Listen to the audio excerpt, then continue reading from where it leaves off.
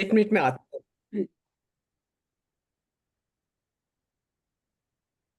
तो सब बताएं क्या करना है, कौन सा 10 लक्ष्य, धर्म के 10 लक्षण शुरू करें कि आशा जी आप क्या कह रहे हैं? धर्म के 10 लक्षण की बुक तो मेरे पास है नहीं, अभी मैं एक्चुअल में बाहर हूँ। तो तत्व ज्ञान पाठमाला भाग 2 तो है मेरे पास, वो तो मैं ले आई थी। नहीं मैम, पीडीएफ भी मैं शेयर कर दूंगी, अगर ऐसा है हाँ तो शेयर, है ना? हाँ ठीक है, शेयर कर। शिल्पा जी, मेरे को वो शेयर करने का, या फिर आप शेयर कर सकते हैं तो नहीं, शेयर। मैं आपको होस्ट बनाती हूँ ना, 1 मिनट।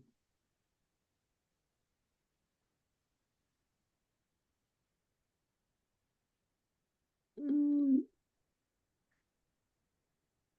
अच्छा, मैंने आपको को होस्ट भी बना दिया और शेयर का भी लगा दिया है परमिशन। आप उत्तम क्षमा, मतलब उत्तम मतलब 10 लक्षण धर्मों से आप क्या समझते हैं? अभी तक अपना क्या क्या था, मतलब क्या विचार हैं उसके बारे में? हम पहले हमारी मान्यता क्या थी, अब थोड़ा थोड़ा सीख लिए हैं तो क्या मान्यता है, आशा जी? धर्म की जो डेफिनेशन, पहले हम क्या समझते थे, मंदिर जाना और पूजा पाठ करना, बस यहीं तक हमारे सीमित था धर्म, कि हाँ व्रत उपवास कर लिए, इसी को हम धर्म माने बैठे थे। हम्म। लेकिन अब जब पढ़ रहे हैं, धर्म के 10 लक्षण भी पढ़ रहे हैं और अपने परमागम ऑनर्स की क्लास भी पढ़ रहे हैं, तो लग रहा है कि ये तो बिल्कुल ही अपोजिट है चीजें। मतलब दूर दूर तक कहीं कोई ऐसा नहीं है, वो तो संसार की चीजें हैं सारी जो हम करते आए थे अभी तक, पुण्य का काम था। लेकिन वस्तु का असली स्वरूप समझकर ही हम धर्म में आगे बढ़ सकते हैं, ये चीजें अब हमको समझ में आने लगी है। बिल्कुल सही बोला आशा जी आपने। एकदम हाँ। ऐसी फीलिंग है। ऐसा लग रहा था कि अब तक क्या समझ रहे थे और अब क्या समझ रहे हैं। सही बात है, हाँ, बिल्कुल। और पता है, ऐसा होता है कि जो सच में धीरे धीरे समझने लगता है तो उसका और मजा आने लगता है। कभी कभी जैसे होता है ना, रसगुल्ला खाते हैं तो एक खाया, दो खाया, तीन खाया, अपन थक जाते हैं ना। पर इसको जितना जितना अध्ययन होता जा रहा है ना, तो उतना उतना उसमें मजा आने लग जाता है ना। ऐसा लगता है कि हाँ, करने मतलब करते जाओ, लाइक भले अपन नहीं कर पाए किसी और कारणवश, बट ऐसा लगता है कि हाँ, करने लायक तो फिर यही यही चीज है। तो धर्म में यहाँ पर अपना जो 10 लक्षण धर्म, ये तो आपने नॉर्मल धर्म बता दिया कि धर्म यानी कि क्या बोल रहे हो। अब यहाँ पे धर्म के 10 लक्षण हैं, ठीक है? तो धर्म के 10 लक्षण, और उसमें उत्तम वर्ड लगाया, जो 10 जो चीजें ना उनमें सब उत्तम लगाया है। तो किस किस को याद है? जैसे अपन इंफॉर्मेशन था कि हम जब पढ़ेंगे तो उसका और हमको याद हो जा, अच्छे से होगा। तो बेसिकली आज अपना एम यही रहेगा कि हम पढ़ते हैं कि किताब में क्या दिया है, सो दैट हम एक एक वर्ड पे ध्यान देंगे, और हमारी एग्जाम्स के हिसाब से हमें पता रहेगा कि किस किस कहाँ पे क्या लिखा गया था, क्योंकि हम ग्रुप ग्रुप स्टडी कर रहे हैं इसलिए।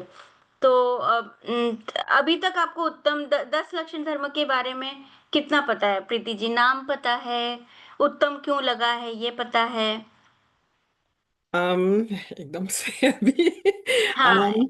आई मीन धर्म के 10 लक्षण जो है वो अपनी आत्मा के 10 लक्षण है जिनको कि हमको सुधारना है। Hmm. That's how I understand. And जैसे है उत्तम, क्षमा, आजव, शौच, ये सारे जो भी हैं ये हमको एक एक चीज को डीप में ले जाके समझाते हैं कि क्षमा मतलब क्षमा आप मन वचन काय से क्षमा करें, अपने आप को भी और दूसरों को भी। हम्म। तो आप अपने का भी क्षमा प्रार्थी करें और दूसरे का भी करें, किसी के प्रति कोई गलत भाव नहीं रखें, आप जो भी हो उसको वैसा ही लेते जाएं। ठीक है। और शिल्पा जी, आप? उत्तम से हमने ये पिछले साल बाल बोध में या तो वितराग विज्ञान में पढ़ा था कि जिसमें सच्ची समझ हो या सम्यक्त्व जिसमें जुड़ जाता है, तो इसलिए उत्तम शब्द का प्रयोग किया हुआ है। और ये सारे अपने आत्मा के लक्षण हैं। और इसमें हमने जो पढ़ा है और जो पढ़ने वाले हैं, दोनों तरफ से है, व्यवहार से भी और निश्चय नय से भी और व्यवहार नय से, कि अपना मन में क्या भाव होना चाहिए और वो कैसे प्रकट होंगे ये सारे भाव। बिल्कुल, है ना? औषधि जी, आपको उत्तम नाम याद है? और वो हाँ अपना उत्तम 10 लक्षण का अपना क्या बोलते हैं, अर्घ? हाँ उसका वो स्थापना भी याद है। हाँ, तो उससे 10 नाम उत- नाम बताएंगे। उत्तम, तो यहाँ क्षमा, पे मार्दव, आर्जव, सत्य, शौच, संयम, तप, त्याग, आकिंचन्य, ब्रह्मचर्य। हाँ, ठीक है। तो चलिए अपन शुरू करते हैं। तो देखिए यहाँ पे आप देख रहे होंगे आचार्य बने हुए हैं। यहाँ आचार्य बने हुए हैं, ऐसा नहीं बना हुआ भगवान नहीं बने हुए हैं। कोई जैसे यूजुअली मोक्ष मार्ग प्रकाशक में अपना श्रावक बना हुआ रहता है ना, यहाँ पे मुनिराज बने हुए हैं। तो क्या सोच सकते हैं कि यहाँ पे बीच में मुनिराज क्यों बने हुए हैं? ये मुनिराज के गुण होंगे। क्योंकि मतलब यहाँ उत्तम शब्द लगा हुआ है ना, तो उत्तम जो महाव्रत होते हैं वो मुनिराजों के ही होते हैं। व्रत के कारण नहीं, यहाँ पे व्रत तो कुछ नहीं है। व्रत ये नहीं, हाँ मतलब चारित्र व्रत के में ही आ कारण, जाते हैं। इतने उच्च हाँ स्तर की साधना हाँ मुनि ही कर साधना पाते हैं। चारित्र जो हाँ। होता तो ये जो जितने धर्म प्रकट होते हैं, अगर हम क्षमा मार्दव आर्जव है ना, वो तो अपने भी अपने मतलब, पर जो उत्तम लगा रखा है, तो जो सबसे हाईएस्ट लेवल का है। विद सम्यक दर्शन मुनिराज को ही प्रकट होते हैं। तो हम वो हमेशा, जैसे अगर मुनिराज की जय जयकार करना होता है तो बोलते हैं 10 लक्षण धर्मधारी मुनिराजों की जय हो। तो जो उत्तम है, वो जो 10 लक्षण है, जो जिस धर्म के बारे में है, वो किसका है? मुनिराजों को ही प्रकट होता है। तो इसलिए यहाँ पर ये मुनिराज का वो आया है। तो धर्म के 10 लक्षण जो पढ़ने वाले हैं, ये हमारी जो बुक में किसके द्वारा लिखी गई है? भारे भारत जी, डॉक्टर हुकुमचंद डॉक्टर भारे। हुकुमचंद जी भारे लिखी। हम्म, धर्म के 10 लक्षण। इसमें देखिए यहाँ पर तो संपादी हैं, ये तो कितनी बहुत सारी किताबों में। पता है ये वाली बुक जो लिखी ना उन्होंने, सबसे अलग थी अभी तक। जब जब उन्होंने ये किताब लिखी, और कितने लोग इसी किताब के रेफरेंस पे अब 10 लक्षण के जो जितने भी प्रवचन देते हैं ना, वो इस किताब के आधार पे देते हैं। तो जिस दिन हुकमचंद भारेल जी का देह विलय हुआ था ना, देह विलय, तो जो बड़े बड़े पंडित जी बोलती है ना मैम, सुमत प्रकाश जी, तो हाँ उन्होंने जब उन्होंने उनके बारे में कहा, तो सबसे मेन ये लिखा कि उनकी जो ये 10 लक्षण की किताब जब आई थी, एक क्रांतिकारी, उन्होंने क्रांतिकारी मतलब क्रांति ला दी थी कि देखिए सही धर्म, सही मूल में क्या धर्म है। 10 लक्षण धर्म, क्षमा, उत्तम क्षमा का सही मतलब क्या है। बहुत सारी चीज, इवन आप गोदा जी के भी लेक्चर्स पढ़ लीजिए, मतलब पहले भी वो सब इसी के आधारित पे। तो ये बहुत किताब जो जब शुरू में जब लिखी गई थी, तो ऐसा किसी ने नहीं इतने अच्छे से सोचा था और इतने अच्छे से समझाया था या बताया था। तो ये उनकी बहुत ही भव्य बहुत ही अच्छी रचना है। चलिए अब इसका मंगलाचरण कर लेते हैं। जो क्रोध मद माया अपावन लोभ रूप विभाव है, उनके अभाव स्वभावमय उत्तम समाधि स्वभाव है। उत्तम समाधि स्वभाव ही इस आत्मा के धर्म है सत्य शाश्वत ज्ञानमय निज धर्म शेष अधर्म है। निज आत्मा में रमण संयम, रमण ही तप त्याग है। निज रमण आकिंचन्य है, निज रमण परिग्रह त्याग है। निज रमणता ब्रह्मचर्य है, निज रमणता 10 धर्म है। निज जानना पहचानना, रमना धर्म का मर्म है। मतलब निज रमणता को ही उसमें बता दिया है। हाँ, सब क्या इसमें है। इसमें सब निज रमणता में ही संयम सब आ संयम जाते बता ये हैं। सारे दिया। आ गए। समय यानी निज में अपन निज का ध्यान करो, उसमें ही रमो, उसको ही पढ़ो, उसको ही ध्यान करो, वो उस तो वही सब अप है। अच्छा आगे इसका आंसर वो भी बताएंगे। अरिहंत हैं 10 धर्म धारक, धर्म धारक सिद्ध हैं।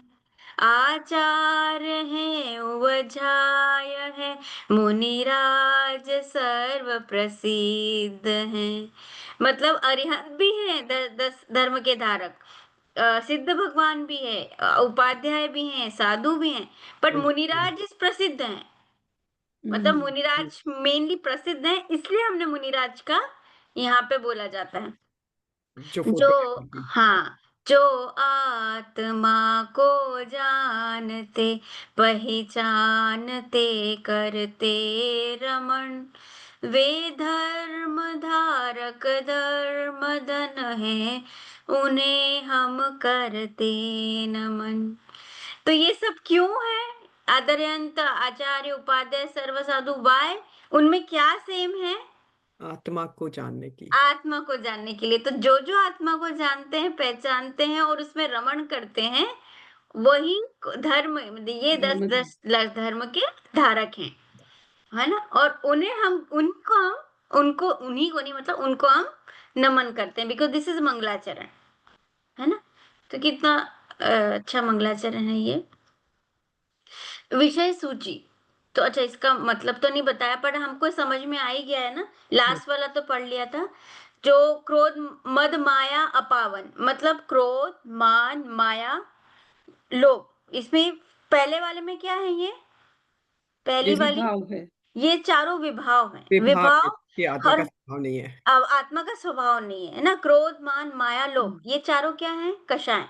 अच्छा। अच्छा। कषाय, तो चारों कषाय, हमने जब भी कषाय का चैप्टर पढ़ा था तो क्या है, कषायों को क्या बोला था? ये विभाव है, हमारा स्वभाव नहीं है, तो इनको विभाव बोला। तो ये देखिए 4, उनके अभाव स्वभाव में उत्तम क्षमादि स्वभाव है। मतलब उन विभाव का अभाव हुआ तो स्वभाव प्रकट हुआ, मतलब विभाव खत्म हुआ तो हमारा स्वभाव है स्वभाव तो हमारा है ही, पर वो प्रकट हुआ तो उसको, उसमें क्या है, वो कौन से है? उत्तम क्षमादि स्वभाव है। तो वो जो उत्तम क्षमा, मार्दव, आर्जव, ये सब क्या हुए? स्वभाव हुए। जो उत्तम, जैसे क्षमा, क्षमा, मार्दव, आर्जव, शौच, तो ये जो चीज है ना, ये चारों, ये क्या हुए? स्वभाव हुए। और किसके अपोजिट में हुए? किस विभाव को के अभाव में हुएंगे? क्रोध क्रोध मद माया माया लोभ, लोभ। है ना। तो ये चार विभाव के अभाव में स्वभाव प्रकट हुए हैं। वो चारों स्वभाव कौन से? उत्तम क्षमादि, मतलब 4 जो स्टार्टिंग के 4 हैं। उत्तम क्षमादि मतलब क्षमा और आदि स्वभाव ही आत्मा के धर्म है। जो जो 10 धर्म बताए हैं वही आत्मा के धर्म है। और सत्य शाश्वत, जो कि सत्य है, शाश्वत है, ज्ञानमय है, निज धर्म शेष, यही सब हमारा धर्म है। बाकी सब अधर्म की अधर्म है। कैटेगरी में जाते हैं। फिर उसके बारे में तो आ गया था, निज आत्मा में रमण संयम, तो आएगा ये। तो अब देखिए, हमने 4 के तो बता दिए। शौच इस मंगलाचरण में, शौच सॉरी क्षमा, उत्तम क्षमा, मार्दव, आर्जव, शौच, तो ये 4 तो उसके ऊपर वाले में बता दिए। नीचे वाले में किसके बारे में बता रहे? संयम, तप, त्याग, आकिंचन, ब्रह्मचर्य, और है ना। तो ये अब बाकी 6 बचे थे ना, तो वो उसको इसमें इंक्लूड करा है कि ये जो सब हैं, ये सब निज रमणता ही, निज आत्मा में रमण ही संयम है। त्याग, जो अगर रमण किया यानी कि सब चीज का त्याग हो गया, वही हमारा क्या है? त्याग है। हाँ, तप है, और तप त्याग दोनों। और आकिंचन्य भी, निज रमण में भी आकिंचन्य भी, मतलब हम अपनी आत्मा में जब लीन होंगे, वही तभी हमारा परिग्रह, वही हमारा परिग्रह का भी त्याग है। और अगर हम निज आत्मा में ही रमे, हम उसको ही अपना बनाया, तो वो ब्रह्मचर्य मेरा बनाया, मतलब वो ना ब्रह्मचर्य। तो ऐसा निज निज को जानना, पहचानना, रमना, जानना, पहचानना और उसमें रमना ही धर्म है। तो यहाँ पे कितने 13 चैप्टर्स हैं, 13 चैप्टर्स हैं। तो पहला तो पूरा 10 धर्म के बारे में बता देंगे, फिर 10 अलग अलग धर्मों के बारे में बताया है, फिर लास्ट में क्षमा वाणी होता है ना अपने 10 दिन में, पहले से जबकि पहला दिन उत्तम क्षमा का होता है, पर क्षमा वाणी जो पर्व आता है वो 14 के दिन, मतलब जब 10 लक्षण खत्म हो जाते हैं, लास्ट में ब्रह्मचर्य वाला जो आता है उसके बाद में क्षमावाणी का दिन आता है। फिर सम्मतियां सम्मतियां ये देखना पड़ेगा मुझे, आई थिंक लास्ट में। तो पहला ओवरऑल 10 लक्षण धर्म है क्या, इसको सही समझना। पर्वों की चर्चा जब आशा जी आप पढ़ेंगे।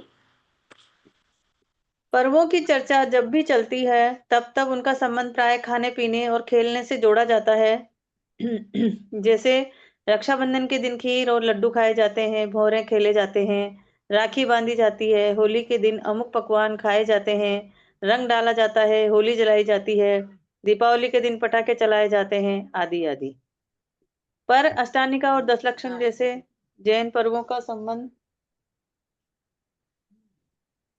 सुनो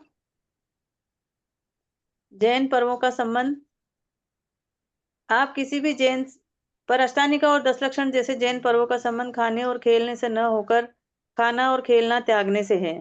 ये भोग के नहीं त्याग के पर्व हैं, इसीलिए महापर्व हैं। इनका महत्व त्याग के कारण है, आमोद प्रमोद के कारण नहीं।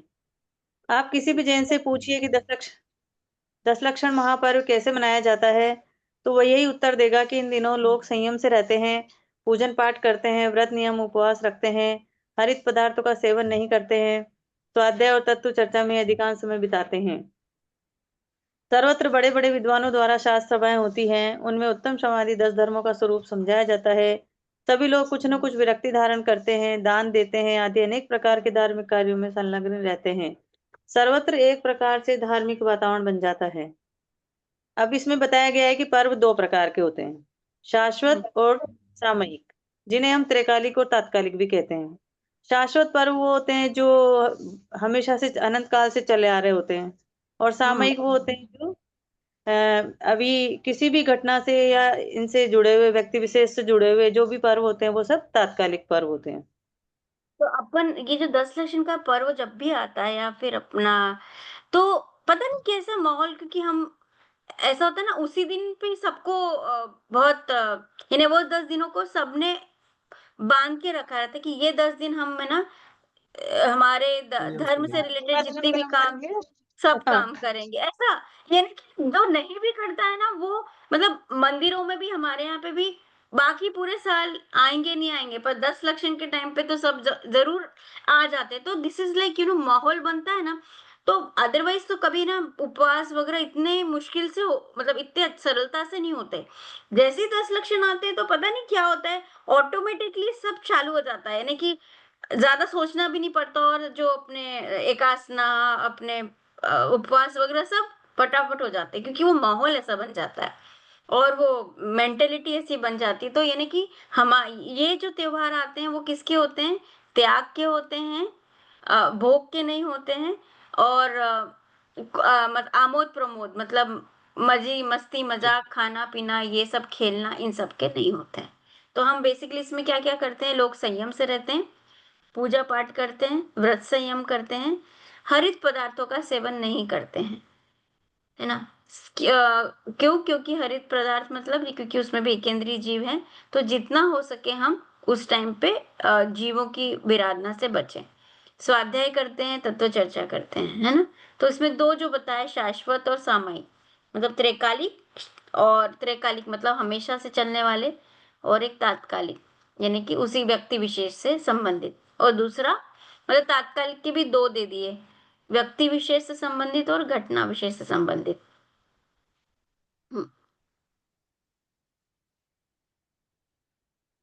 ठीक है, आगे शिल्पा जी आप पढ़ें।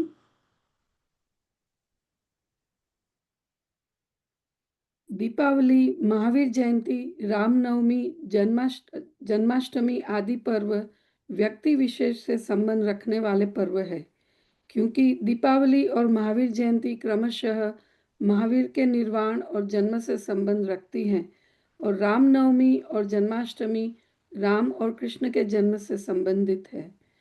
घटना विशेष से संबंधित पर्वों में रक्षाबंधन, अक्षय तृतीया, होली आदि पर्व आते हैं, क्योंकि ये प्रसिद्ध पौराणिक घटनाओं से संबंध रखने वाले पर्व हैं। ऐतिहासिक घटनाओं में संबंधित आज के राष्ट्रीय पर्व यानी स्वतंत्रता दिवस और गणतंत्र दिवस कहे जा सकते हैं। त्रैकालिक अर्थात शाश्वत पर्व न तो किसी व्यक्ति विशेष से संबंधित होते हैं और न घटना विशेष से, वे तो आध्यात्मिक भावों से संबंधित होते हैं।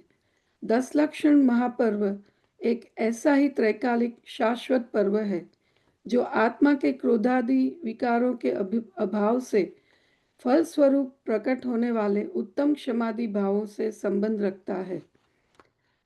घटनाओं और व्यक्ति विशेष से संबंधित पर्व निश्चित रूप से अनादि नहीं हो सकते, क्योंकि वे संबंधित घटना या व्यक्ति से पूर्व संभव नहीं है। वे अनंत भी नहीं हो सकते, क्योंकि जब भविष्य में कोई इनसे भी महत्वपूर्ण व्यक्ति उत्पन्न हो जाएगा या घटना घट जाएगी तो जगत उसे याद रखने लगेगा, उससे संबंधित पर्व मनाने लगेगा, इन्हें भूल जाएगा। अगले तीर्थंकर उत्पन्न होने पर भविष्य में उनकी जयंती और निर्वाण दिवस मनाया जाएगा, इनका नहीं। जिस प्रकार हम भूतकाल की 24वीं को भूल से बैठे हैं, इसी प्रकार भविष्य इन्हें भी याद नहीं रख पाएगा। आगे चलो या ये डिस्कस करना है? नहीं, बस ये आप अब ये तो हमने पढ़ लिया, अब बिना बिना पढ़े आप बताइए कि क्या क्या पॉइंट्स। हाँ, तो यहाँ पे बताते हैं कि जो व्यक्ति से या घटना से जुड़े हुए जो पर्व है वो त्रैकालिक नहीं हो सकते, क्योंकि वो कभी भी बदल सकते हैं। जैसे कि अगर किसी की अपन जन्म जयंती या दीक्षा महोत्सव भी मनाते हैं अरिहंत भगवान का या तीर्थंकर भगवान का, तो वो चेंज हो सकता है। अगर बाद में कोई अगर दूसरे तीर्थंकर आ गए तो शायद हम उनका भी मनाने लगे। उस तरह से पर्व दूसरे जो है जो घटना से भी संबंधित है वो भी शायद कभी बदल सकते हैं। एक एग्जांपल दूं तो यहीं पे अपने ऑस्ट्रेलिया में अभी तक क्वींस बर्थडे मनाया जाता था।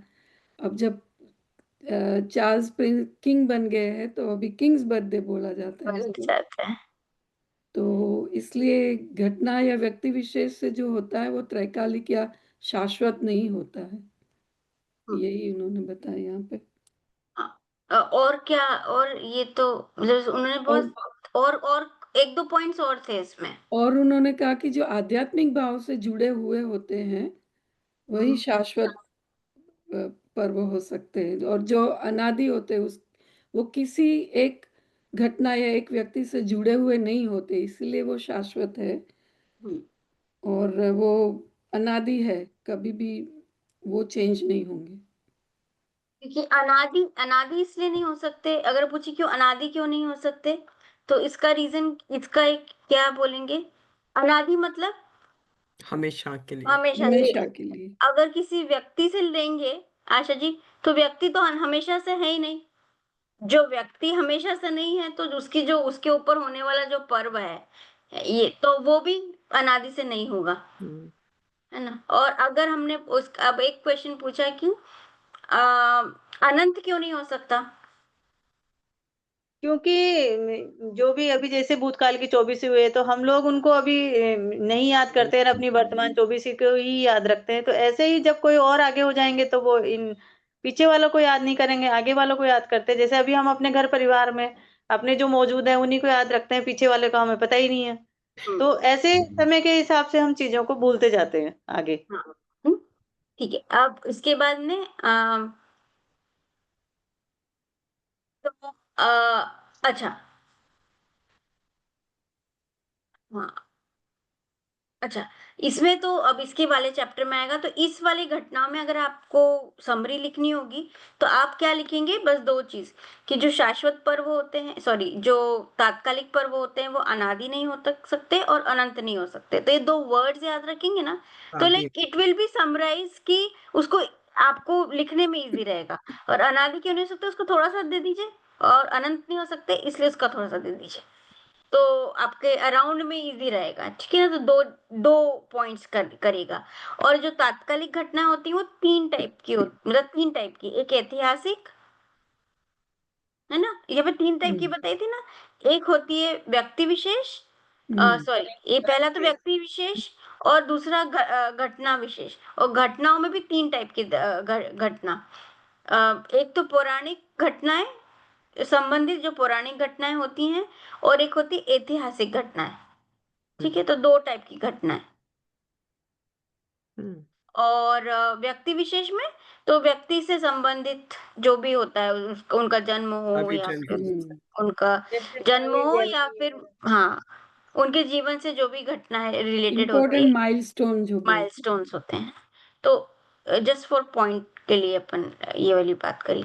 अब और इसी में ऐड करना है क्योंकि ये आता है अपने को लिखना पड़ता है ये वाली चीज, क्योंकि ये बोलेंगे कि क्यों घटनाएं और व्यक्ति कितने ही महत्वपूर्ण क्यों ना हो पर वो सार्वभौम और सर्वकालीन नहीं हो सकते। तो ये जो वर्ड्स है ना सार्वभौम और सर्वकालीन, ये कभी कभी डैश डैश डैश करके भी ऐसे आते हैं, है ना। तो सार्वभौम का क्या मतलब होता है? सार्वभौम और सर्वकालिक, कालिक मतलब काल, सर्व मतलब सभी, सभी कालों में काल, है ना। और तो इसके आगे में बताएंगे आप, सॉरी शिल्पा जी पढ़िए। हैं। घटनाएं और व्यक्ति कितने ही महत्वपूर्ण क्यों न हो, वे सार्वभौम और सार्वकालिक नहीं हो सकते। उन सब की अपने अपने क्षेत्र और काल संबंधी सीमाएं हैं, वे असीम नहीं हो सकते। अतः वे ही पर्व सार्वभौम और सार्वकालिक हो सकते हैं जो किसी व्यक्ति विशेष या घटना विशेष से संबंधित न होकर सभी जीवों से, उनके भावों से समान रूप से संबंधित हों। हाँ 10 लक्षण बस बस एक सेकंड, वो ताकि पूरा सेंटेंस में। तो देखिए सार्वभौम का मतलब काल से रिलेटेड होगा क्या? नहीं, जगह से नहीं, रिलेटेड, सभी जगह से, जगह से क्षेत्र से। जगह रिलेटेड, है से ना, क्षेत्र से रिलेटेड। और काल मतलब सर्वकालीन, मतलब सब काल से कालों में। रिलेटेड, है ना। तो सार्वभौम हर क्षेत्र में नहीं, हर काल में इनकी सीमाएं बनी है और वो असीम नहीं हो सकते। तो जो अगर हम सार्वभौमिक, सॉरी, कौन सी घटना है, तात्कालिक घटनाओं का जो विषय जब आप लिखोगे तो तात्कालिक घटनाओं में लिखना कि वो असीम भी नहीं हो सकते, जैसे अनादि नहीं हो सकते थे, अनंत नहीं हो सकते थे, असीम नहीं हो सकते थे। ये थर्ड वाला चीज, थर्ड पॉइंट।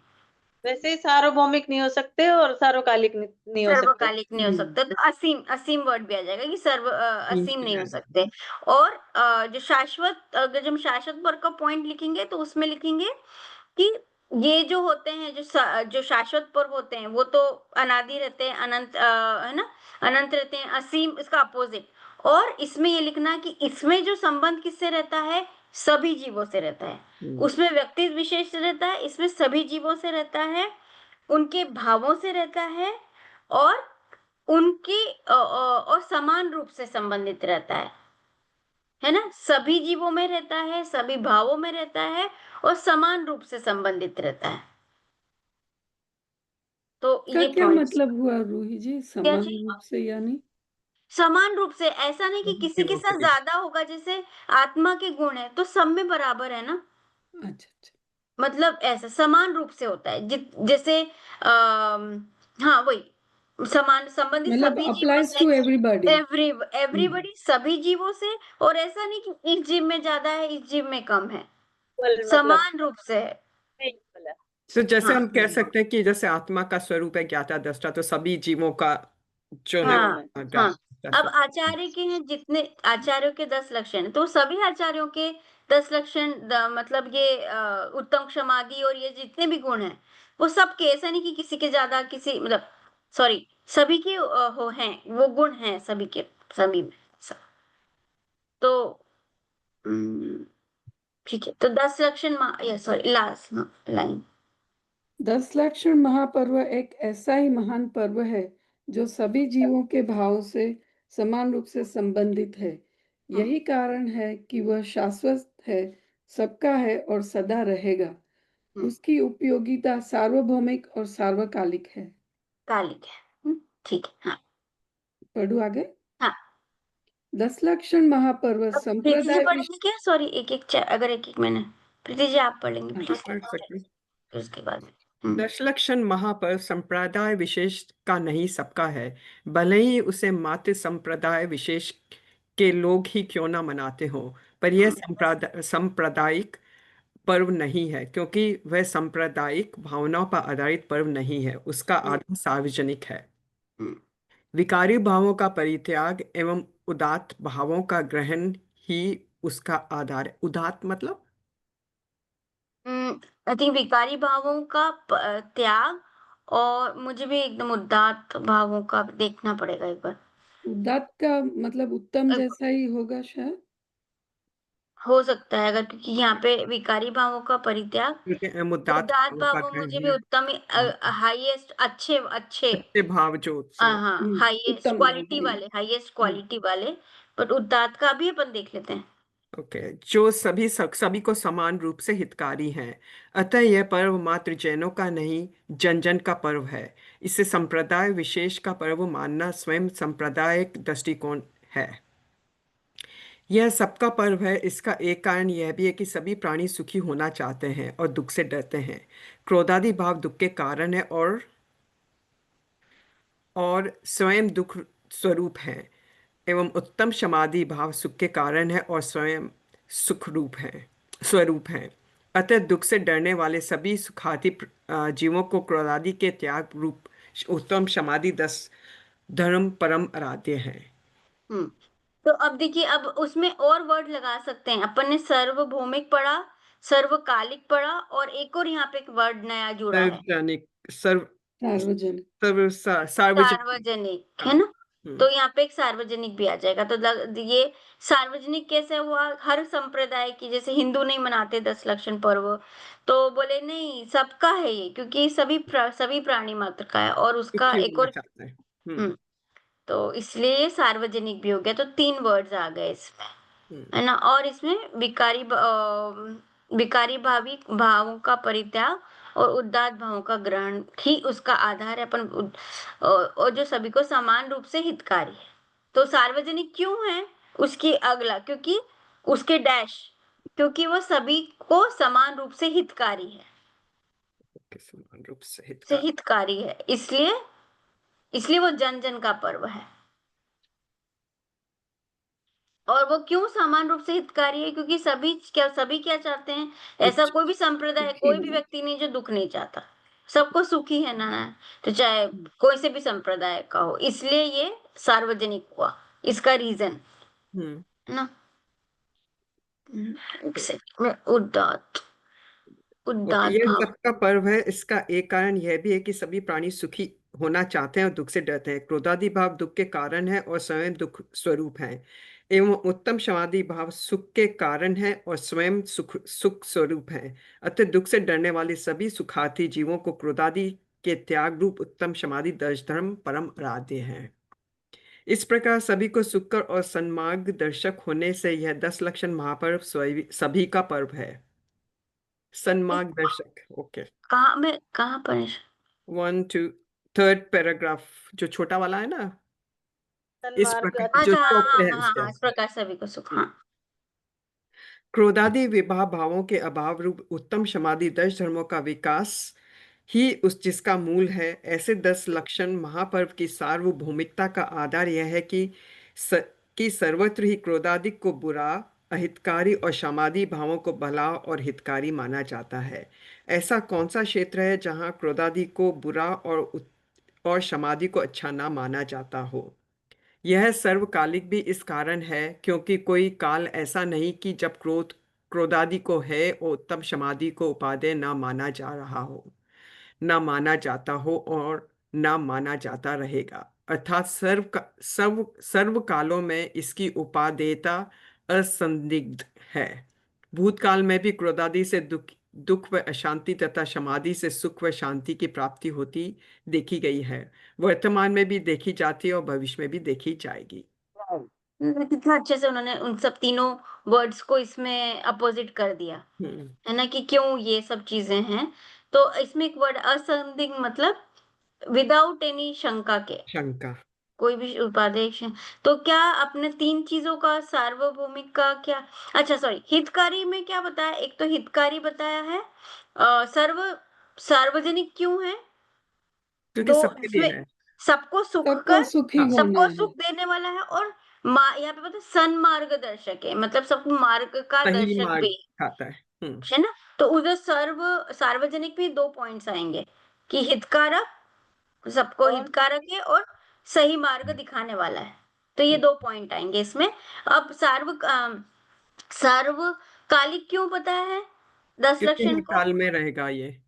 नहीं, धर्म रहेगा कि क्या रहेगा? क्योंकि सब सर्वकालिक। कालों में तो बराबर दिखाया गया है। पहले भी क्रोध को बुरा हाँ माना जाता था, आज भी माना हाँ, हाँ, जाता है और माना कल जाता है। कल भी माना जाएगा, है ना? तो है ना, ये तो काल हुआ। क्षेत्र, क्षेत्र, सब क्षेत्रों में भी यही सब मान्यता क्षेत्रों में है, यही है। है ना? यही है। हाँ, अब और उसके बाद में काल भी सर्व कालों में भी वही है। भूतकाल में भी क्रोध आदि को अशांत माना गया, सुख समाधि को सुख का कारण माना गया, है ना? वर्तमान में भी। तो ये हो गया। और सार्वजनिक तो हो गया। तो ऐसे 3 पॉइंट इधर भी हो गए, सॉरी, तात्कालिक पर्वों में भी और शाश्वत पर्वों में भी। ये 3 पॉइंट को, ठीक है। अब वापस आशा जी आप पढ़ेंगे। उत्तम समाधि धर्मों की सार्वभौमिक त्रिकालिक उपयोगिता एवं सुखकर्ता के कारण ही 10 लक्षण महापर्व शाश्वत पर्वों में गिना जाता है और इसी कारण ये महापर्व है। यहाँ एक प्रश्न संभव है कि ये महापर्व त्रिकालिक है, अनादि अनंत है, तो फिर इनके आरंभ होने की कथा क्यों कही जाती है? कहा जाता है कि काल चक्र के परिवर्तन में कुछ स्वाभाविक उतार चढ़ाव आते हैं, जिन्हें जैन परिभाषा में अवसर्पणी और उत्सर्पणी के नाम से जाना जाता है। अवसर्पणी में क्रमशः ह्रास और उत्सर्पणी में क्रमशः विकास होता है। प्रत्येक अवसर्पणी और उत्सर्पणी में 6 काल होते हैं। अब इसको डिस्कस कर लें पता है? पहले थोड़ा। हाँ, ये पता है आपको आशा जी थोड़ा? हाँ हाँ, हाँ, बत 6 काल होते हैं, 6 काल होते हैं। तो जैसे दूसरा तीसरा ऐसे चलता है, तो वो ये सुखम अवसर दुखम इससे शुरू होता है ना वो हाँ, काल? अगर आपको एक फटाफट एक देखती हूँ मैं, अगर फोटो है मेरे पास तो जैसे अभी जल्दी जो चल रहा है वो अवसर्पणी काल चल रहा है। It is like a circle, है ना? सर्किल है हमको एक उसमें, बार हाँ। मैम ने सिखाया था वो। हाँ, हाँ, तो हाँ, 6 काल तक चलेगा, फिर 6 से फिर वापस घूम जाएगा, फिर वो उत्सर्पणी काल होगा। फिर जब दुखम सुख दुखम से फिर दुखम सुखम शुरू होएगा, आई दुखम थिंक सुखम ऐसे फिर शुरू होता है ना? सुखम हाँ। सुखम, ये तो ये तो बेसिकली हाँ वही टाइम है, टाइम का पीरियड है। तो ये एक ही सर्कल है क्या ऐसा? नहीं, ये एक के बाद एक दूसरा शुरू हो जाता है फिर। है ना? तो चलता वो रहता सब है ना, पूरा it's a infinite circle. Infinite circle. तो वो जो एक को बोलते हैं एक काल की कितनी चौबीसियां होती है फिर? 24। एक काल की पूरे 12 है ना? 12 एक नहीं, सर्कल में मैं 24 ही बोल रही हूँ। कितनी चौबीसियां होती है, मतलब 24 तीन तीन तीन, भूत की, भविष्य की और वर्तमान की 3 24 नहीं, मैं एक पूरे चक्कर में। पूरे सारे क्षेत्रों के चक्कर मिला में। के तो 720 24 ही होती ना। दुख हाँ, वो तो 720 24 ही होती है। मैं बोले एक समय में एक काल में कितनी चौबीसियां आती है, मतलब कितने तीर्थंकर बनते हैं? अवसर पीढ़ी में तीर्थंकर नहीं होते हैं ना? नहीं, सभी में होते हैं। सभी में होते हैं। अच्छा, देखिए तो अवसर्पणी, देखिए दो चीज में बताती हूँ। ये महा अनादि अनंत है, इसके आरंभ होने की कथा क्यों है तो ठीक है। देखिए जैन परिभाषा में अवसर्पणी और उत्सर्पणी। अव मतलब नीचे गिरने नीचे वाला, जाना। उत मतलब बढ़ने वाला, नीचे से ऊपर जाने वाला। है ना? तो इसमें लिखा हुआ है ना, अवसर्पणी में क्रमशः, क्रमशः मतलब पहला वाला अवसर्पणी, हास मतलब डाउन, डाउन। डाउन, होता है, है ना? दुख बढ़ता जाता है। हाँ नहीं, यहाँ पे कम होता जाएगा, मतलब खुशियां आधा कम होती सर्कल होगा जाएगी। उसमें कम होता जाएगा और हाँ आधे सर्कल में ऐसे बढ़ता हाँ, जाएगा। उत्सर्पणी में क्रमशः विकास होता है। तो जैसे विकास भी क्या होता है, टाइम पीरियड का भी विकास होता है। जैसे विकास होना यानी कि आपकी खुशियों का विकास हो रहा है। पहले कम थी, मतलब दुखमा थी, और वो काल भी कम था, है ना? फिर उसके बाद में दुखमा सुखमा आया, तो वो काल थोड़ा बड़ा हो गया, और उसमें भी मतलब दुख कम, मतलब दुख और सुख दोनों सेम वही, दुख सुख ज्यादा होंगे बढ़ता फिर जा रहा है, सुख पहले जो बहुत कम था अब सुख बढ़ता जा रहा है। तो इसलिए उसको विकास बोल रहे हैं, दोनों चीज, है ना? और इस प्रत्येक अवसर्पणी और उत्सर्पणी में कितने कितने काल होते हैं, सॉरी काल कभी दो टर्म्स डिफरेंट आ जाती है, पर अलग अलग ऐसा बोला होता है कि 6 काल होते हैं। अवसर्पणी में भी और उत्सर्पणी में कितने काल होते हैं? 6 और है ना? अब अभी देखिए, मैंने इसलिए पूछा था 24 देखिए, प्रत्येक अवसर्पणी काल के अंत में जब पांचम काल समाप्त होता है और छठा काल आरंभ होता है, तब लोग अनार्यवृत्ति, अच्छा मैंने सॉरी 24 का इसलिए पूछा था कि हर जब हमारा अवसर्पणी काल भी रहता है, तो जो चौथा काल होता है, ऑलवेज ऑलवेज चौथा काल में क्या होता है, 24 होते हैं, तीर्थंकर हमेशा चौथे काल में ही होते हैं। ओके। तो हाफ सर्कल मतलब एक अवसर्पणी में चौथा काल आया, क्योंकि दोनों में 6 काल होते हैं, इधर में भी 6 काल है, इधर में भी 6 काल है, तो हर 6 काल में चौथा काल आएगा, पहला दूसरा तीसरा चौथा पांचवा छठा, फिर छठा पांचवा चौथा तीसरा दूसरा पहला, तो दोनों में 4 आया ना, 4 मतलब चौथा काल, तो दोनों में जब भी चौथा काल आएगा तो कब होगा तीर्थंकर, तभी होते हैं, चौथे काल में ही होते हैं, तो इसलिए दो 24 होती हैं उस पर्टिकुलर पूरे सर्कल में। काल चक्र में, एक पूरे चक्र में दो 24 होती है ना। पर ऑब्वियसली इस चौथे काल की भूतकाल 24 होगी, मतलब पिछले टाइम पीरियड का जो भी अवसर्पणी काल का जो भी चौथा काल था, उसकी जो 24 थी, ऐसा, तो वो भूत और भविष्य वाली आ जाती है, ठीक है। तो वो 720 आप जो बोल रहे थे ना, वो तब आएगा, तो ये आएगा। और नित्य में अपन फोटो भी देख लेते हैं जब 2 मिनट में, तो 6 काल होते हैं, ठीक है, प्रत्येक अवसर्पणी, हाँ ठीक है।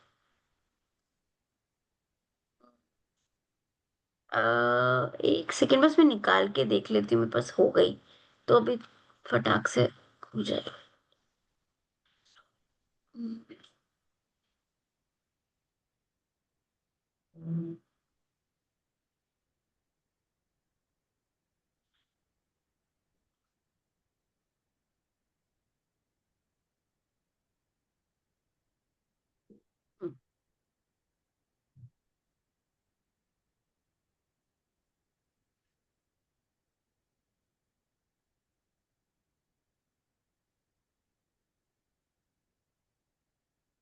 पावर पॉइंट दिख रही है, मेरा स्क्रीन दिख रहा है जो खुल रहा है, नहीं, सिर्फ आपकी जो बुक का जो पीडीएफ है वही दिख रहा है। वही दिख रहा है। अच्छा एक सेकेंड में स्टॉप करती हूँ।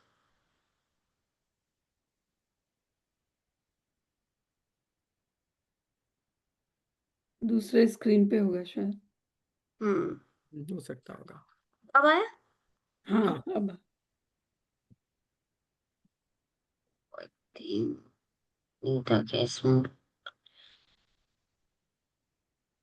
सॉरी यार, मैंने शायद दूसरा खोल दिया, नहीं आया। हाँ, ये टाइम काल चक्र परिवर्तन ये आया, तो इसमें देखिए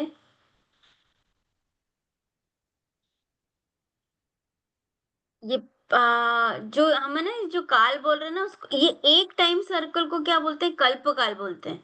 ये जो पूरे को बोलते हैं ना, पूरे पूरा पूरे 6 पूरा काल। सर्कल इज वो पूरे को सर्कल को अपन कल्प काल बोलते हैं, है ना। और कल्प काल में एक होता है उत्सर्पणी काल, मतलब प्रोग्रेसिव साइकिल, यानी हैप्पीनेस, क्या क्या बढ़ता जाएगा, हैप्पीनेस बढ़ती जाएगी, वेल्थ बढ़ती जाएगी, एज भी बढ़ती जाएगी, और उसका बॉडी का मतलब एज भी बढ़ती जाएगी, लंबाई भी बढ़ती जाएगी, ऐसा। और अवसर्पणी काल मतलब नीचे गिरते हैं तो हैप्पीनेस, दुख भी मतलब खुशी भी कम हो जाएगी, एज भी कम हो जाएगी, धन भी कम होता जाएगा, हाइट भी कम होती जाएगी, ऐसा। जैसे अभी चल रहा है। जैसे अभी चल रहा है, तो ये अभी कौन सा चल रहा है, अवसर्पणी काल चल रहा है। अभी अवसर पंचम काल चल रहा है, छठा आ हाँ जाएगा। हाँ, तो ये देखिए अब इसमें सर्कल में क्या आता है, ये अच्छा है, तो देखिए पहला पहला काल, तो देखिए कितना बड़ा भी काल है ना, ये बड़ा, दूसरा तीसरा छोटा होता जा रहा है, पहला दूसरा तीसरा चौथा पांचवा छठा, छठा बहुत छोटा है, दिख रहा है ना छोटा, पर उसके बाद में फिर पहला नहीं आता है, उसको हम छठा ही बोलते हैं, भले इसमें ऐसा है, बट वैसे यहाँ पे छठा काल आएगा, फिर पांचवा काल आएगा, और ये चौथा काल आएगा, काइंड ऑफ ऐसा। तो ये इस हिसाब से, यानी कि उल्टा, ये उल्टा चलेगा, वापस से पहला काल नहीं आएगा, उसको पहला काल नहीं बोलेंगे, या लिखा अलग है, पर यहाँ पे बोलेंगे वो छठा काल। जब छठा काल खत्म होगा फिर इसका चालू हो जाएगा, उत्सर्पणी का, फिर दूसरा तीसरा, मतलब ऐसे छठा पांचवा चौथा ऐसा। तो एवरी समझ में आ गई ना हाँ अपने को? बस चल। तो और ये काल कहाँ होते हैं आपको पता है? जैसे अभी बात आई थी इसलिए मैं बोल रही हूँ। ये कौन से क्षेत्र में होता है काल?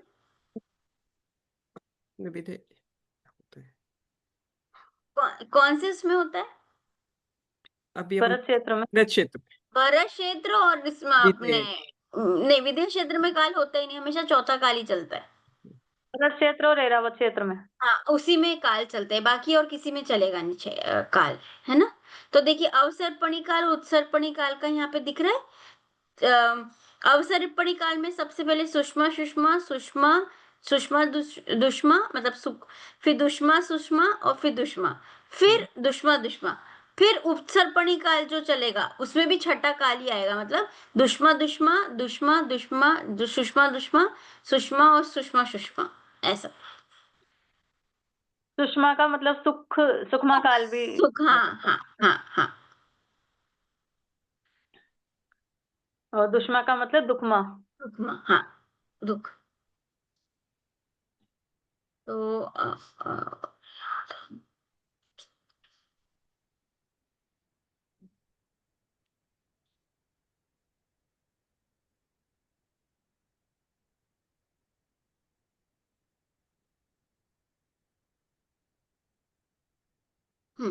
ठीक है। तो प्रत्येक अवसर पे आशा जी आप पढ़ रहे थे? हम्म हाँ। प्रत्येक अवसर्पणी काल के अंत में जब पंचम काल समाप्त और छठा काल आरंभ होता है, तब लोग अनार्य वृत्ति धारण कर हिंसक हो जाते हैं। उसके बाद जब उत्सर्पणी आरंभ होती है और धर्मोत्थान का काल पकता है, तब श्रावक कृष्ण प्रतिपदा से 7 सप्ताह तक विभिन्न प्रकार की बरसात होती है, जिसके माध्यम से सुकाल पकता है और लोगों में पुनः अहिंसक आर्यवृत्ति का उदय होता है।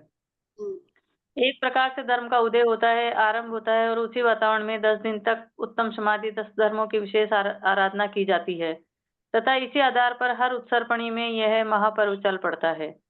ये कथा तो मात्र ये इससे बताती है आपको कि समझ में आया 40 दिन वाला, 49 वाला क्या कॉन्सेप्ट है? देखिए इसमें 49 दिन की बारिश होती है। हम्म, हाँ वो तो हाँ, और क्या, कौन सा काल, थोड़ा और आप बता सकते हो आशा जी? आपको अ, जब छठा काल खत्म होने को होता है, तब श्रावण कृष्ण प्रतिपदा के दिन से शुरू होती है 7 सप्ताह तक ये बारिश। तब फिर वो सब जो हिंसक प्रवृत्तियां हैं वो कम हो जाती है, खत्म होती चली जाती हैं, और अहिंसक प्रवृत्ति शुरू होने लगती है, जिससे कि उत्सर्पणी काल का शुभारंभ होता है। और इसीलिए उस समय धर्म की आराधना वगैरह होती है। तो हम ये जो कथाएं सुनते हैं कि इसी दिन से शुरू हुई, तो उस संदर्भ में ये बात कही जाती है कि ये इस दिन से शुरू हुई, जबकि शुरुआत कहीं से नहीं है, अनादि अनंत है। लेकिन ये जो काल परिवर्तन होता है उस समय जब इसकी शुरुआत होती है, तो हम इस उस काल के लिए ऐसी कथाएं सुनते हैं। क्योंकि यहाँ पे एक आ सकता है ना कि हम तो बोल रहे हैं कि फिर तो अगर ये काल खत्म हो जाएगा, छठा काल खत्म हो जाएगा, फिर हमारा देख, हम बोलते हैं ना 3 बार ही आता है ये पर्व, 10 लक्षण का पर्व वैसे तो फिर ऋतुएं फिर से शुरू होंगी, तो फिर तो आपका तो ये जो पर्व है ये तो ऋतु उसके हिसाब से हो गया ना। काल खत्म हुआ तो फिर उसका टाइम चेंज वो सब हो जाएगा। तो वो ये बोल रहे हैं कि इसका यहाँ पे ये मतलब है कि जैसे पंचम काल समाप्त होता है ना और छठा काल लगता है अवसर्पणी का, है ना? तो अवसर्पणी काल का जो छठा काल है वो काल जैसे और हिंसक होते जाएंगे लोग, और अनार्य वृत्ति मतलब खराब, बहुत खराब काम अनार्य वृत्ति अभी करने चलते हैं ना, लगेंगे। जैसे अभी हिंसक प्रवृत्तियां बढ़ने लगी हैं, पहले से ज्यादा और बढ़ने लगी जैसे है अभी ज्यादा आगे होते और। और बढ़ने लगी, यानी कि अभी कितना नॉर्मल हो गया है, जो चीज हम उसको गलत मानते थे पर अब वो और उसको ट्रेंड में आने लग गया और अच्छा मानने लगे। तो ऐसे लोग होते जाएंगे, और छठे कब तक होते जाएंगे, कब फिर तक ये छठे काम काल के करेंगे? छठे के अंत तक। छठे छठे काल काल के अंत तक। और जैसे छठा काल खत्म होने को रहेगा, उत्सर्पणी का छठा काल शुरू होगा, तो वहां पे कौन से, क्योंकि सब मर जाएंगे छठा काल में, बोलते ना कि कुछ पर्टिकुलर कुछ कुछ लोग ही रहेंगे, उसके बाद में वही बच पाएंगे, बाकी तो सब सब खत्म हो जाएगा। फिर अब वापस से सृष्टि शुरू होनी है ना, क्योंकि सब जल गया, पूरे वन खराब हो गए जितने भी, तो अब सृष्टि वापस से शुरू होनी है। तो वो कौन सी, श्रावण कृष्ण प्रतिपदा से तो कौन सी 49 दिन तक अनेक प्रकार की, विभिन्न प्रकार की वर्षा, मतलब ऐसे नहीं पानी की वर्षा, अलग अलग प्रकार की वर्षाएं होती है, उसके माध्यम से सुकाल पड़ता है। फिर लोगों में फिर से वापस अब अच्छा होने लगता है। इसलिए अहिंसक आर्यवृत्ति का उदय होता है, इस तरह से धर्म का उदय होता है, आरंभ होता है ना। तो उसी वातावरण में 10 दिन तक उत्तम क्षमादि 10 लक्षणों की विशेष आराधना की जाती है। कब? जब वो स्टार्ट होता है। तो हाँ, ठीक है। हाँ, बढ़िया। ये कथा तो मात्र ये बताती है कि प्रत्येक उत्सव के काल में इस पर्व का पुनरारंभ कैसे होता है। इस कथा से 10 लक्षण महापर्व की अनादि अनंतता पर कोई आंच नहीं आती आज है। नहीं आती। ये कथा भी तो शाश्वत कथा है जो अनेक बार दोहराई गई है और दोहराई जाएगी, क्योंकि अवसर्पणी के पंचम काल के अंत में जब जब लोग इन उत्तम समाधि धर्मों से अलग हो जाएंगे और उत्सर्पणी के प्रारंभ काल में जब जब इसकी पुनरावृत्ति होगी, तब तक उस युग में 10 लक्षण महापर्व का इस तरह आरंभ होगा। वस्तुतः यह युगारंभ की चर्चा है, पर्वारंभ की नहीं। यह अनादि से अनेक युगों तक इसी प्रकार आरंभ हो चुका है और भविष्य में भी होता रहेगा। इसकी अनादि अनंतता शास्त्र सम्मत तो है ही, युक्ति संगत भी है, क्योंकि जब से ये जीव है तभी से, यद्यपि समाधि स्वभावी है, तथापि प्रकट रूप में क्रोधादि विकारों से युक्त भी तभी से है। इसी कारण ज्ञानानंद स्वभावी होकर भी अज्ञानी और दुखी है। जब से ये दुखी है, सुख की आवश्यकता भी तभी से है। चूंकि सभी जीव अनादि से हैं, अतः सुख के कारण उत्तम समाधि धर्मों की आवश्यकता भी अनादि से ही रही है। इसमें युक्ति इसी प्रकार संगत यानी क्या हुआ? सॉरी रूही जी। कहाँ पर? संगत युक्ति संगत इसके मतलब तर्क सही है। हम्म, युक्ति से ये बात सही कही गई है। अपन तर्क बताते हैं तर्क तर्क तर्क से तर्क तर्क लॉजिकल। लॉजिकल। तो लॉजिक। ये लॉजिकल भी ठीक है, ऐसा युक्ति हमने हाँ लॉजिकल उसको बोल तो सकते वही सी एक बात बताइए कि जैसे हैं। ये उत्सर्पणी में छठा काल आता है, छठा काल शुरू होता है, तो उसका भी नाम दुखमा दुखमा ही होता है, तो फिर सुख कैसे होगा? उसमें तो दुख ही रहना चाहिए ना। नहीं, पर थोड़ा सा इंटेंसिटी शुरू कम होने होगी लगता ना। है। हाँ, हम्म। शुरू होने लग जाता है। जैसे पंचम काल में भी दुख तो सॉरी, दुख बढ़ता जा रहा है ना, पर ऐसा तो नहीं है ना कि सुख बिल्कुल भी नहीं है। तो छठे काल में भी दुख, लोगों में दुख का दुख तो रहेगा, बट अब प्रवृत्ति में थोड़ा सा इंटेंसिटी बदलाव आता में भी जाएगा, फर्क हो जाएगा। हो जाएगा ऐसा। यानी पूरे छह का देखिए, छठे काल की शुरुआत में थोड़ी सी, थोड़े से लोग ठीक रहेंगे, फिर बढ़ते बढ़ते बढ़ते बढ़ते बहुत लास्ट में कुछ भी नहीं बचेगा। तो यहाँ पे भी एकदम से ना, ऐसे नहीं बोला कि मतलब छठा काल अच्छा। शुरू हुआ और उसी में एकदम शुरू हुआ। वो बस बता रहे हैं कि छठे काल से वापस लोगों में ये शुरुआत होगी। शुरुआत होने लग जाएगी। दुख तो रहेगा पर थोड़ी सुख की शुरुआत हो जाएगी, मतलब ऐसा। ये बोल रहे हैं ना यहाँ पे कि ये पूरा खत्म हो जाए, लाइक जो सृष्टि है वापिस से उसका आरंभ होना शुरू होएगा। तो that's what I am hmm. Taking it, कि लाइक सृष्टि जब से शुरू होगी तो लोगों का थोड़ा सा नेचर भी चेंज होगा, जैसे दुख का था जो भी था। I don't know. मतलब यहाँ पे ये ऐसा नहीं कि तुम्हारा दुख, यही है ना कि हमेशा हर सर्वत्र दुख ही दुख रहेगा एकदम से। हाँ, पर ये क्या बोल रहे हैं कि ऐसा नहीं कि 10 लक्षण आया तो वो सुख, मतलब वो हो सुखी हो जाएंगे, ये नहीं। ये आप जैसे, एक मैं बताती हूँ क्या लिखा हुआ है यहाँ पे। आ, हाँ, छठे काल आने से वापिस से आपको ये 10, ऐसा नहीं कि वो सुखी, ये यही बता रहे हैं, कोई इसमें युग की स्टार्टिंग बताई है, 10 धर्म की स्टार्टिंग नहीं बताई है। ये तो लोगों का कहना है कि ऐसा होता है कि छठे काल में फिर 10 लक्षण खत्म हो जाएगा, फिर नए लोग फिर नई टाइप से 10 लक्षण मनाने लग जाएंगे। तो वहां पे यही बोल रहे हैं कि यहाँ पे युग का अंत हो रहा है, पर्व का अंत नहीं हो रहा है। हमेशा से लोगों के भाव में तो वही है कि उनको दुख से तो हटना ही है, भले वो दुखी हैं, पर उनको तो दुख से तो हटना ही हटना है ना। तो समाधि हमेशा से गुण, अच्छाई, सुख को जो हितकारी है वो समाधि धर्म ही है। तो ऐसा नहीं कि छठे काल में क्षमा का रूप चेंज हो जाएगा, वो ये बताना चाह रहे हैं यहाँ पे।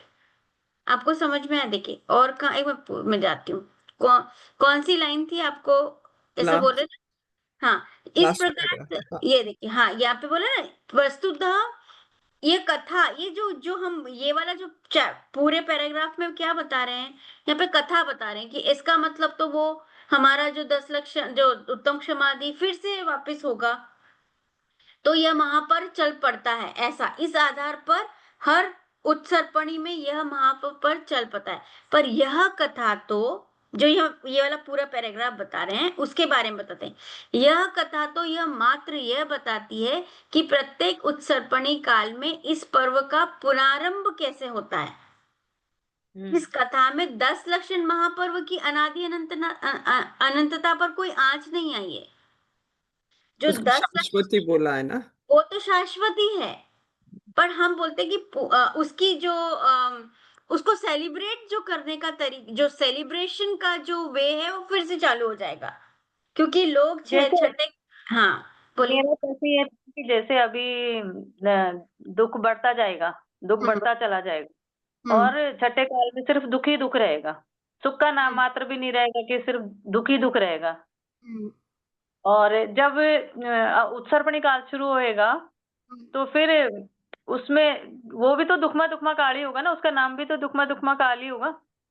वो काल लोग दुखी हैं, पर उससे ये जो शाश्वत पर्व पर क्या इन दोनों को कैसे आप कनेक्ट कर पाएंगे? नहीं, पर्व से मेरा प्रश्न नहीं है, मेरा प्रश्न तो सिर्फ यही है कि दुख से और दुखमा दुखमा काल है, तो फिर उसमें सुख कैसे होगा? उसमें भी तो तो दुख ही दुख ही रहेगा ना, पर दुख कम होता चला जाएगा, इनका कम कहने का होता मतलब जाएगा, ये। हाँ, हाँ, वही दुख वही का बोल रहे हैं, हाँ। यानी कि लोगों में वापस से अच्छा करने की इच्छाएं शुरू हो जाएगी। शुरू हो जाएंगे तो थोड़ा दुख कम होता चला जाएगा फिर धीरे धीरे। हाँ, ऐसा उनकी अब इच्छा, जैसे पहले गंदा काम अभी करने जैसे की बढ़ रहा इच्छा है, रहेगी।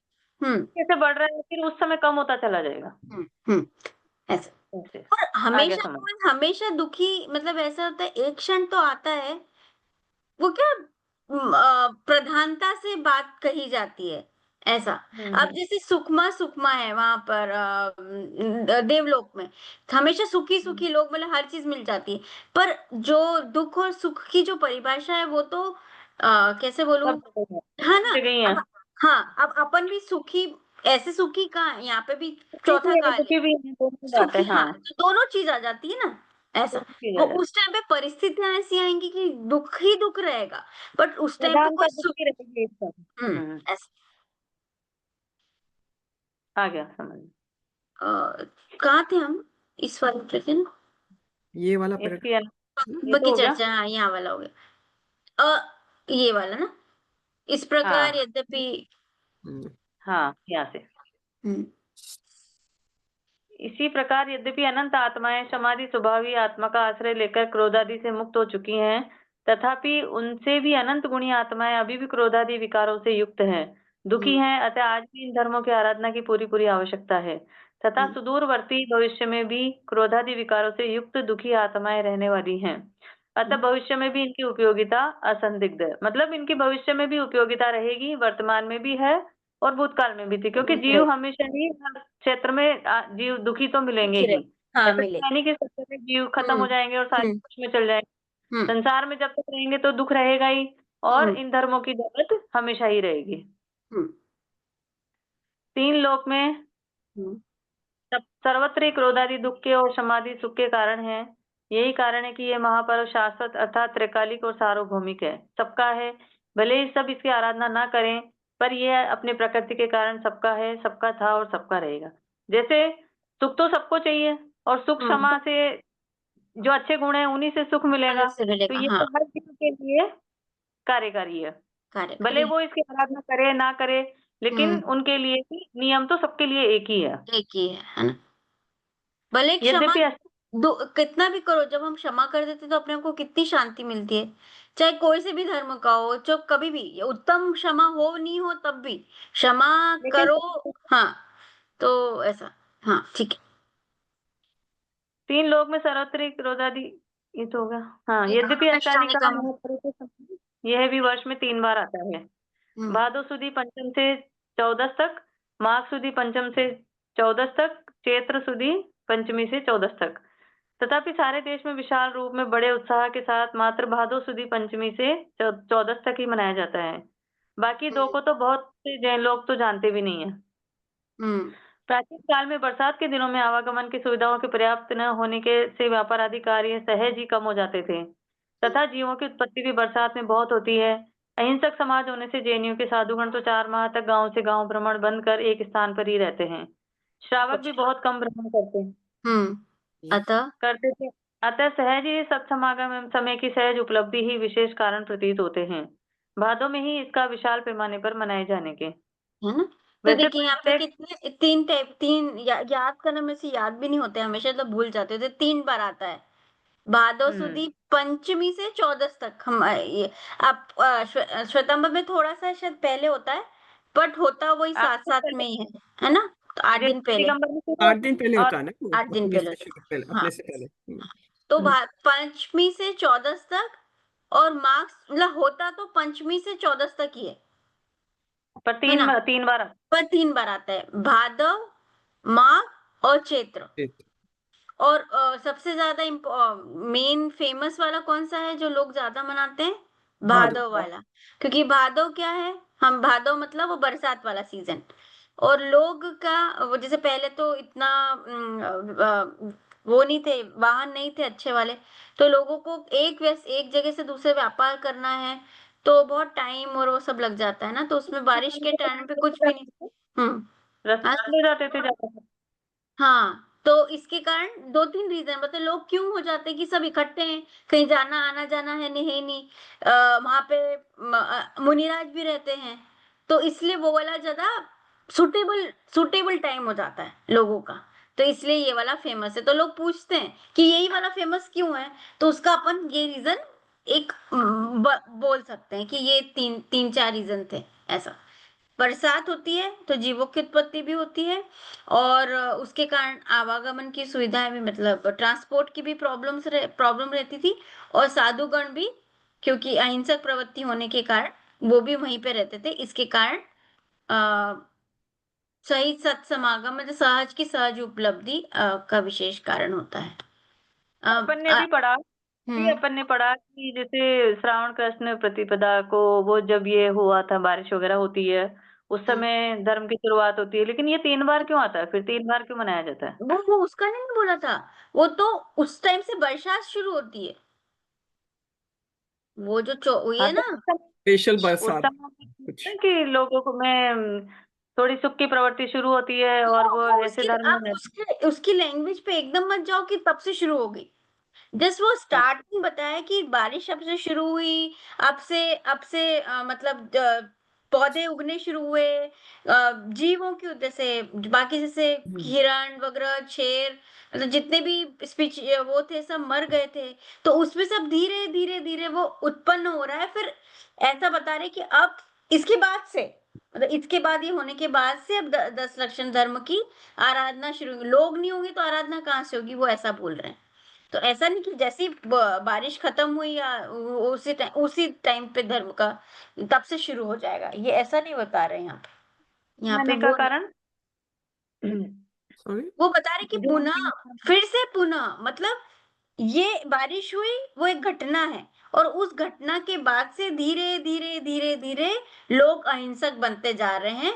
और बोले कि तब से धर्म के मतलब तब से मनाना शुरू हो जाएगा, नॉट तब से स्टार्टिंग, यानी कि अब लोग शुरू हुआ है तो उसके थोड़े दिनों के बाद ऐसा बता रहे हैं। ऐसा ये नहीं है कि इसके बाद से तो शुरू हो समझ में जाएगा। आ गया, वो तो समझ हम्म में आ गया। हम्म पर मेरा प्रश्न ये है कि जैसे बारिश का तो भी समझ आ गया कि आवागमन के साधन नहीं थे इसलिए हम्म। बारिश में ज्यादा मनाते, पर 3 ही बार क्यों मनाया जाता है? वो तो जैसे अब जैसे क्या बोलते हैं 10 लक्षण के एक्चुअली अगर मैडम से बात करेंगे ना तो वो बोलेंगे हर दिन बनाओ 10 लक्षण हाँ, करो।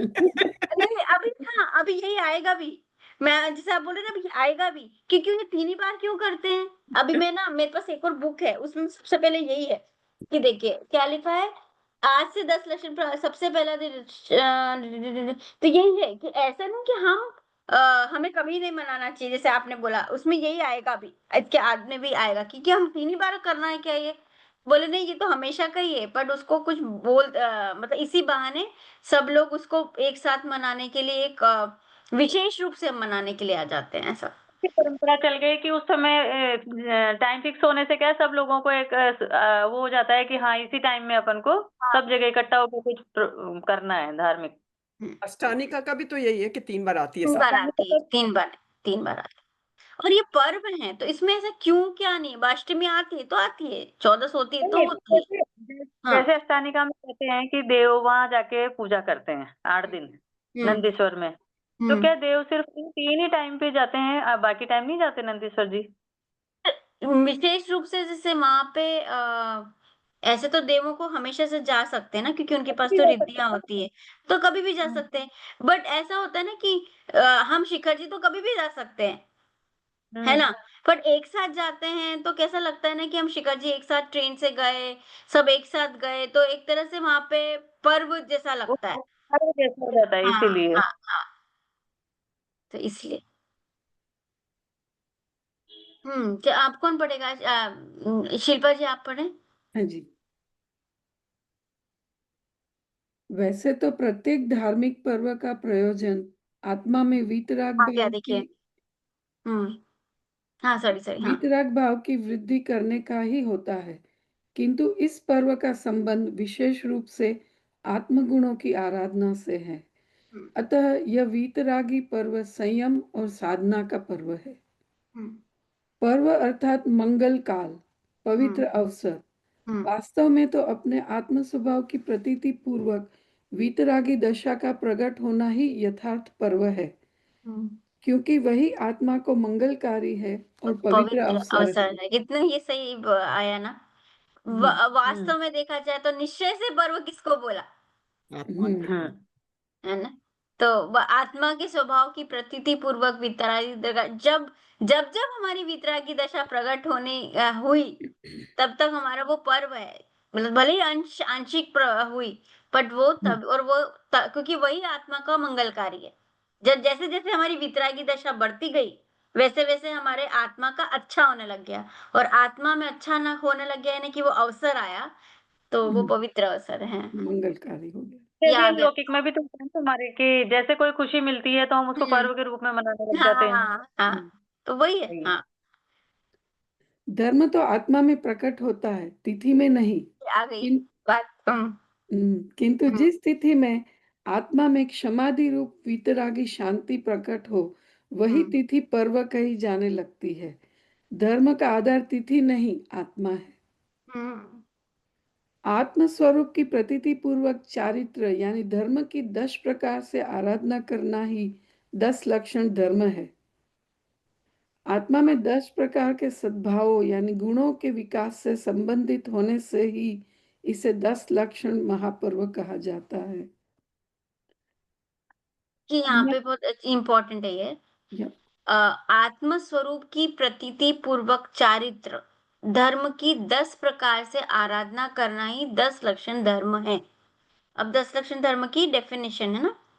आत्म स्वरूप की प्रतीति पूर्वक चारित्र, देखिए ये जो 10 लक्षण है ना, ये सब चारित्र के अंदर आता है, ये श्रद्धान के अंदर नहीं है।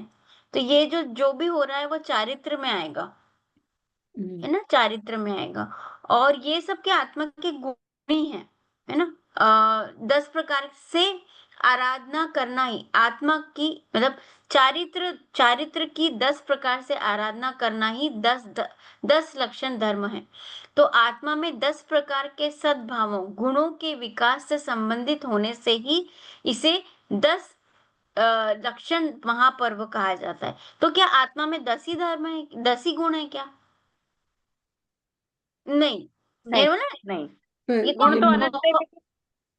हाँ बहुत है, बट उसमें मेनली हम क्या बोल रहे हैं, मेन इन 10 गुणों में वृद्धि होगी, इन 10 गुणों में जब भी वृद्धि होगी से संबंधित हम जो भी करेंगे उसको हमने 10 लक्षण महापर्व बोल लिया। लाइक उसमें से 10 अनंत गुणों में से 10 गुण चुन लिए अपन ने, मतलब ऐसा 10 गुणों की प्रधानता से वो बोला जा रहा है क्योंकि उससे कि आत्मा की विशुद्धि होगी इसके हिसाब से। नहीं नहीं नहीं, ऐसा कुछ नहीं है। देखिए कुछ कुछ क्योंकि हमको समझने के हिसाब से भी रहता है ना। जैसे वो कषाय है, कषाय कषाय है, कषाय हमको पता है, तो उसके अपोजिट में क्या चीज आ रही है ना। तो उसके अपोजिट जो चीज हमको बहुत सारी चीज़ों को पता नहीं रहता है, बट उसको पता करने के लिए हम अपोज़िट जो हमें पता रहती है उसके थ्रू उन अननोन चीज़ मतलब नोन से अननोन की तरफ जाते हैं ना। तो इसलिए यहाँ पे मतलब ये 10 गुणों के हाँ, बोलिए। क्रोध की अपेक्षा से बात करते हैं, क्योंकि हम क्रोध को ही समझते हैं, इसलिए हम क्रोध की और मान की अपेक्षा से बात करते हैं कि इनका अभाव भी हाँ। क्षमा है मार्दव है, ऐसा इसलिए। माधव आज ये सारे और रूही इन गुणों के आधार पे हम आत्मा की तरफ चल सकते हैं, जैसे अब गुणस्थान भी बढ़ेंगे या ये हमारे टूल्स हैं, hmm tools to reach that position, ये वाले। रूही इसलिए जी आपने क्या कहा, ये चारित्र में आता है, किस में नहीं आता?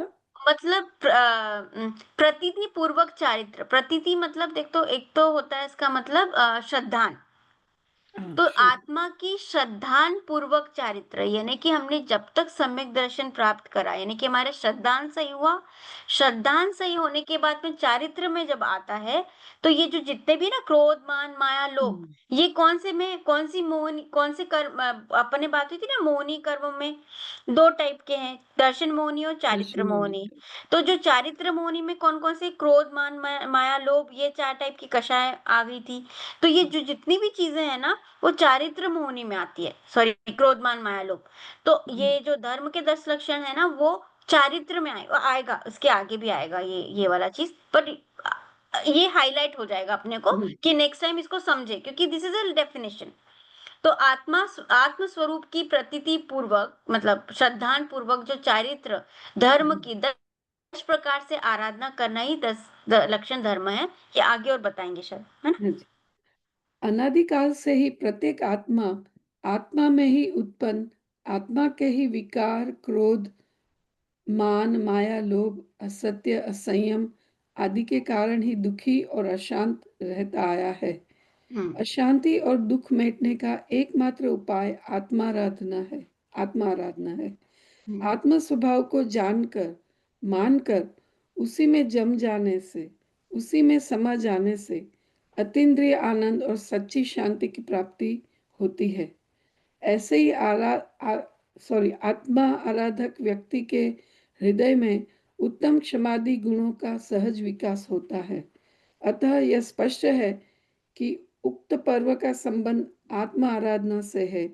प्रकारांतर से उत्तम क्षमादि 10 गुणों की आराधना से है।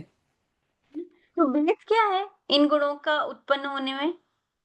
10 लक्षण जो जो 10 धर्म के जो 10 गुण बताए, सॉरी ये जो उत्तम क्षमादि गुणों का जो विकास हो रहा है, वो उसका आधार क्या है? आत्म स्वभाव को जानना और मानना और उसी में लीन होना। हाँ, तो यानी जब तक आत्म आराधना करी, यानी उसका बेस बोलना चाहिए आत्म आराधना। जो जो अगर हम आत्मा की आराधना करते जाएंगे तो ये गुण प्रकट होते जाएंगे, उसका विकास होता जाएगा। तो ये वाले जो 10 लक्षण का जो रिलेशन है वो किससे है? ये लिखा ना, प्रत्येक आत्मा में उत्पन्न होने आत्मा के विकार, क्रोध आदि के कारण, किसके कारण वो दुखी है? और आत्मा ही दुखी है और आत्मा के विकारों के कारण ही दुखी है। आत्मा ही दुखी है और आत्मा के विकारों के कारण दुखी है, ठीक है। और उन विकारों को हटाने के लिए, और विकार है तो आत्मा परेशान है, और आत्मा को शांति चाहिए, तो आत्मा को शांति चाहिए, तो उसका एकमात्र उपाय क्या है? आत्मा आराधना ही है। को जानना। तो आत्मा को सही तरीके से जानेंगे, तो शांति आत्मा आराधना करेंगे, और आत्मा आराधना कर करके मतलब आत्मा आराधना का क्या मतलब है? आत्मा के स्वभाव को जानेंगे, उसको मानेंगे भी कि हाँ सही में, अच्छा हाँ यही है, अग्री भी करेंगे ना उसके ऊपर। जैसे किसी व्यक्ति का, जैसे मेरी बेटी का एग्जाम्पल, बेटी को हमने उसको जब तक उसको जानेंगे नहीं, या किसी बहू आई है, बहू को जब तक उसको जानेंगे नहीं और उसके उसकी अच्छाइयों को जब तक मानेंगे भी नहीं, ठीक है, तब तक उसमें हम उसको एक्सेप्ट नहीं कर पाएंगे, है ना। तो उसको पहले जानना पड़ेगा और उसके जो गुणों हैं उनको मानना पड़ेगा, और उसके बाद में और वो मानने के बाद में, अग्री होने के बाद में मैं उसके साथ में लीन भी रहना पड़ेगा कि अरे हाँ उसने ऐसा बोला है तो सही बात बोला है, हमको वैसा करना भी पड़ेगा। तो उसके बाद में क्या होगा, अतीन्द्रिय आनंद और सच्ची शांति प्राप्त होगी। विकारों के कारण अपने अशांत था, और जब आत्मा को जाना, माना और उसमें रमा तो हमको शांति मिली। तो ये जो गुण प्रकट होते हैं और प्रकट होने के बाद में उनका विकास होता है, तो उसका आधार क्या है, आत्मा आराधना है ना। तो इसके तो कारण रूही जी, ये प्रकारांतर शब्द से क्या यहाँ अर्थ है? प्रकारांतर से उत्तक मतलब प्रकार होगा ना, ये प्रकार यानी 10 आत्मा आराधना से है, प्रकारांतर से उत्तम क्षमादि 10 गुणों की आराधना से है। तो आई थिंक ये प्रकार जितने भी मतलब प्रकार में डिवीजन, इसको 10 कितने तरीके टाइप के की 10 प्रकार, धर्म हैं, हाँ 10 प्रकार के डिवीजन, धर्म हैं, तो उन्हीं अच्छा, के बारे हाँ में ये मतलब 10 प्रकार के प्रकार गुणों का के मतलब टाइप्स। टाइप्स। टाइप, हाँ हाँ टाइप्स। टाइप से उत्तम क्षमादि 10 गुणों की आराधना से है। तो हमने हाँ 10 समाधि 10 क्षमादि 10 धर्मों 10 के बारे गुणों को 10 धर्म भी कहते हैं। ये 10 धर्म है: उत्तम क्षमा, उत्तम मार्दव, उत्तम आर्जव, उत्तम शौच, उत्तम सत्य, उत्तम संयम, उत्तम तप, उत्तम त्याग, उत्तम आकिंचन्य और उत्तम ब्रह्मचर्य। आप बता दीजिएगा कब तक लेना है, फिर अपन बंद कर देंगे। वैसे कितना चैप्टर, कितने पेजेस बचे हुए हैं? आई थिंक 2 पेज और 2-3 पेज पेज ही और हैं, हम तो फिर खत्म ही हाँ कर लेते हैं अभी इसको। हाँ बिल्कुल बिल्कुल हाँ। नहीं, हाँ 2 2-3 पेज और है ना, हाँ बस। 2.5। तो मैं पढ़ूँ आगे कि हाँ आप पढ़ लीजिएगा, फिर बाकी वाले 1.5 चैप्टर प्रीति जी पढ़ लेंगे ना। ये 10 धर्म नहीं, धर्म के 10 लक्षण हैं, जिन्हें संक्षेप में 10 धर्म शब्द से भी अभिहित कर दिया जाता है। जिस आत्मा में आत्मरुचि, आत्मज्ञान और आत्मलीनता रूप धर्म पर्याय प्रकट होती है, उसमें धर्म के ये 10 लक्षण सहज प्रकट हो जाते हैं। ये आत्म आराधन के फलस्वरूप प्रकट होने वाले धर्म हैं, लक्षण है, चिन्ह है। ठीक है। ये तो धर्म 10 टाइप के हैं क्या? लक्षण ये धर्म के लक्षण है, लेकिन यहाँ हम पीछे आगे ये भी बोल रहे हैं कि ये धर्म है, लक्षण है, चिन्ह है, पर ऊपर बोल रहे हैं कि ये 10 धर्म नहीं, धर्म के 10 लक्षण है। आत्मा के गुणों के बारे में बोल रहे हैं ना कि नहीं? फिर से, ये 10 धर्म नहीं, धर्म के 10 लक्षण हैं। यानी कि एक धर्म धर्म के है 10 लक्षण है, 10 अलग अलग लक्षण, धर्म नहीं है, ऐसा है। अलग अलग धर्म नहीं, एक ही धर्म के 10 लक्षण है ऐसा। क्योंकि यूजुअली बोलते हैं कि 10 लक्षण धर्म, यानी कि धर्म 10 हैं क्या? बोले नहीं। तो इसलिए ये करा जाता है। और देखिए यहाँ पे वापस बोली ना, आत्मरुचि, आत्मज्ञान और आत्मलीनता, ये क्या, इन तीनों चीजों का क्या आप समझ रहे हो? आत्मरुचि मतलब मतलब स्वयं में ही रुचि स्वयं है, में रुचि। बाहर की रुचि नहीं रही, आत्मा वर्ड है को जानने में। आत्मरुचि, यानी एक तरह से देखा जाए तो श्रद्धान, सम्यक हाँ, दर्शन। सम्यक दर्शन, आत्मज्ञान हाँ, मतलब सम्यक ज्ञान, और आत्मलीनता मतलब सम्यक चारित्र। चारित्र। ठीक है। तो रूप धर्म पर्याय प्रकट होती है। तो जो जो रत्नंत्र है ना, वो भी पर्याय है। ठीक है। तो वो पर्याय की प्रकट होती है, वो धर्म के ये 10 लक्षण सहज प्रकट हो जाते हैं। तो जैसे ही हमको सम्यक दर्शन प्राप्त हुआ है ना, तो ये जो धर्म है, ये जो लक्षण है ना, वो ऑटोमेटिकली प्रकट होने लग जाते हैं। उनका विकास उसके बाद शुरू होता है, पर प्रकट होना शुरू कब हो जाते हैं? जैसे ही 10 सम्यक दर्शन, सम्यक ज्ञान मतलब सम्यक दृष्टि होने के बाद ये वाले जो लक्षण है, वो ऑटोमेटिकली प्रकट होने शुरू हो जाते हैं। तो ये जो 10 लक्षण धर्म का स्टार्टिंग क्या होगा, बेस क्या है? सम्यक दर्शन, सम्यक ज्ञान, सम्यक चरित्र, यानी उसके बाद ही, चौथे गुणस्थान के बाद ही ये सब प्रकट होते हैं। कौन से? ये वाले गुण जो 10 के जो लक्षण है ना, जो 10 लक्षण बताएं वो। तो यही धर्म है, यही लक्षण है और चिन्ह है। चिन्ह मतलब किसी को पहचानने के लिए हमको करते हैं ना, तो यानी ये सब आत्म आराधना के फलस्वरूप होने वाले लक्षण है, चिन्ह है। ये फिर से और आएगा।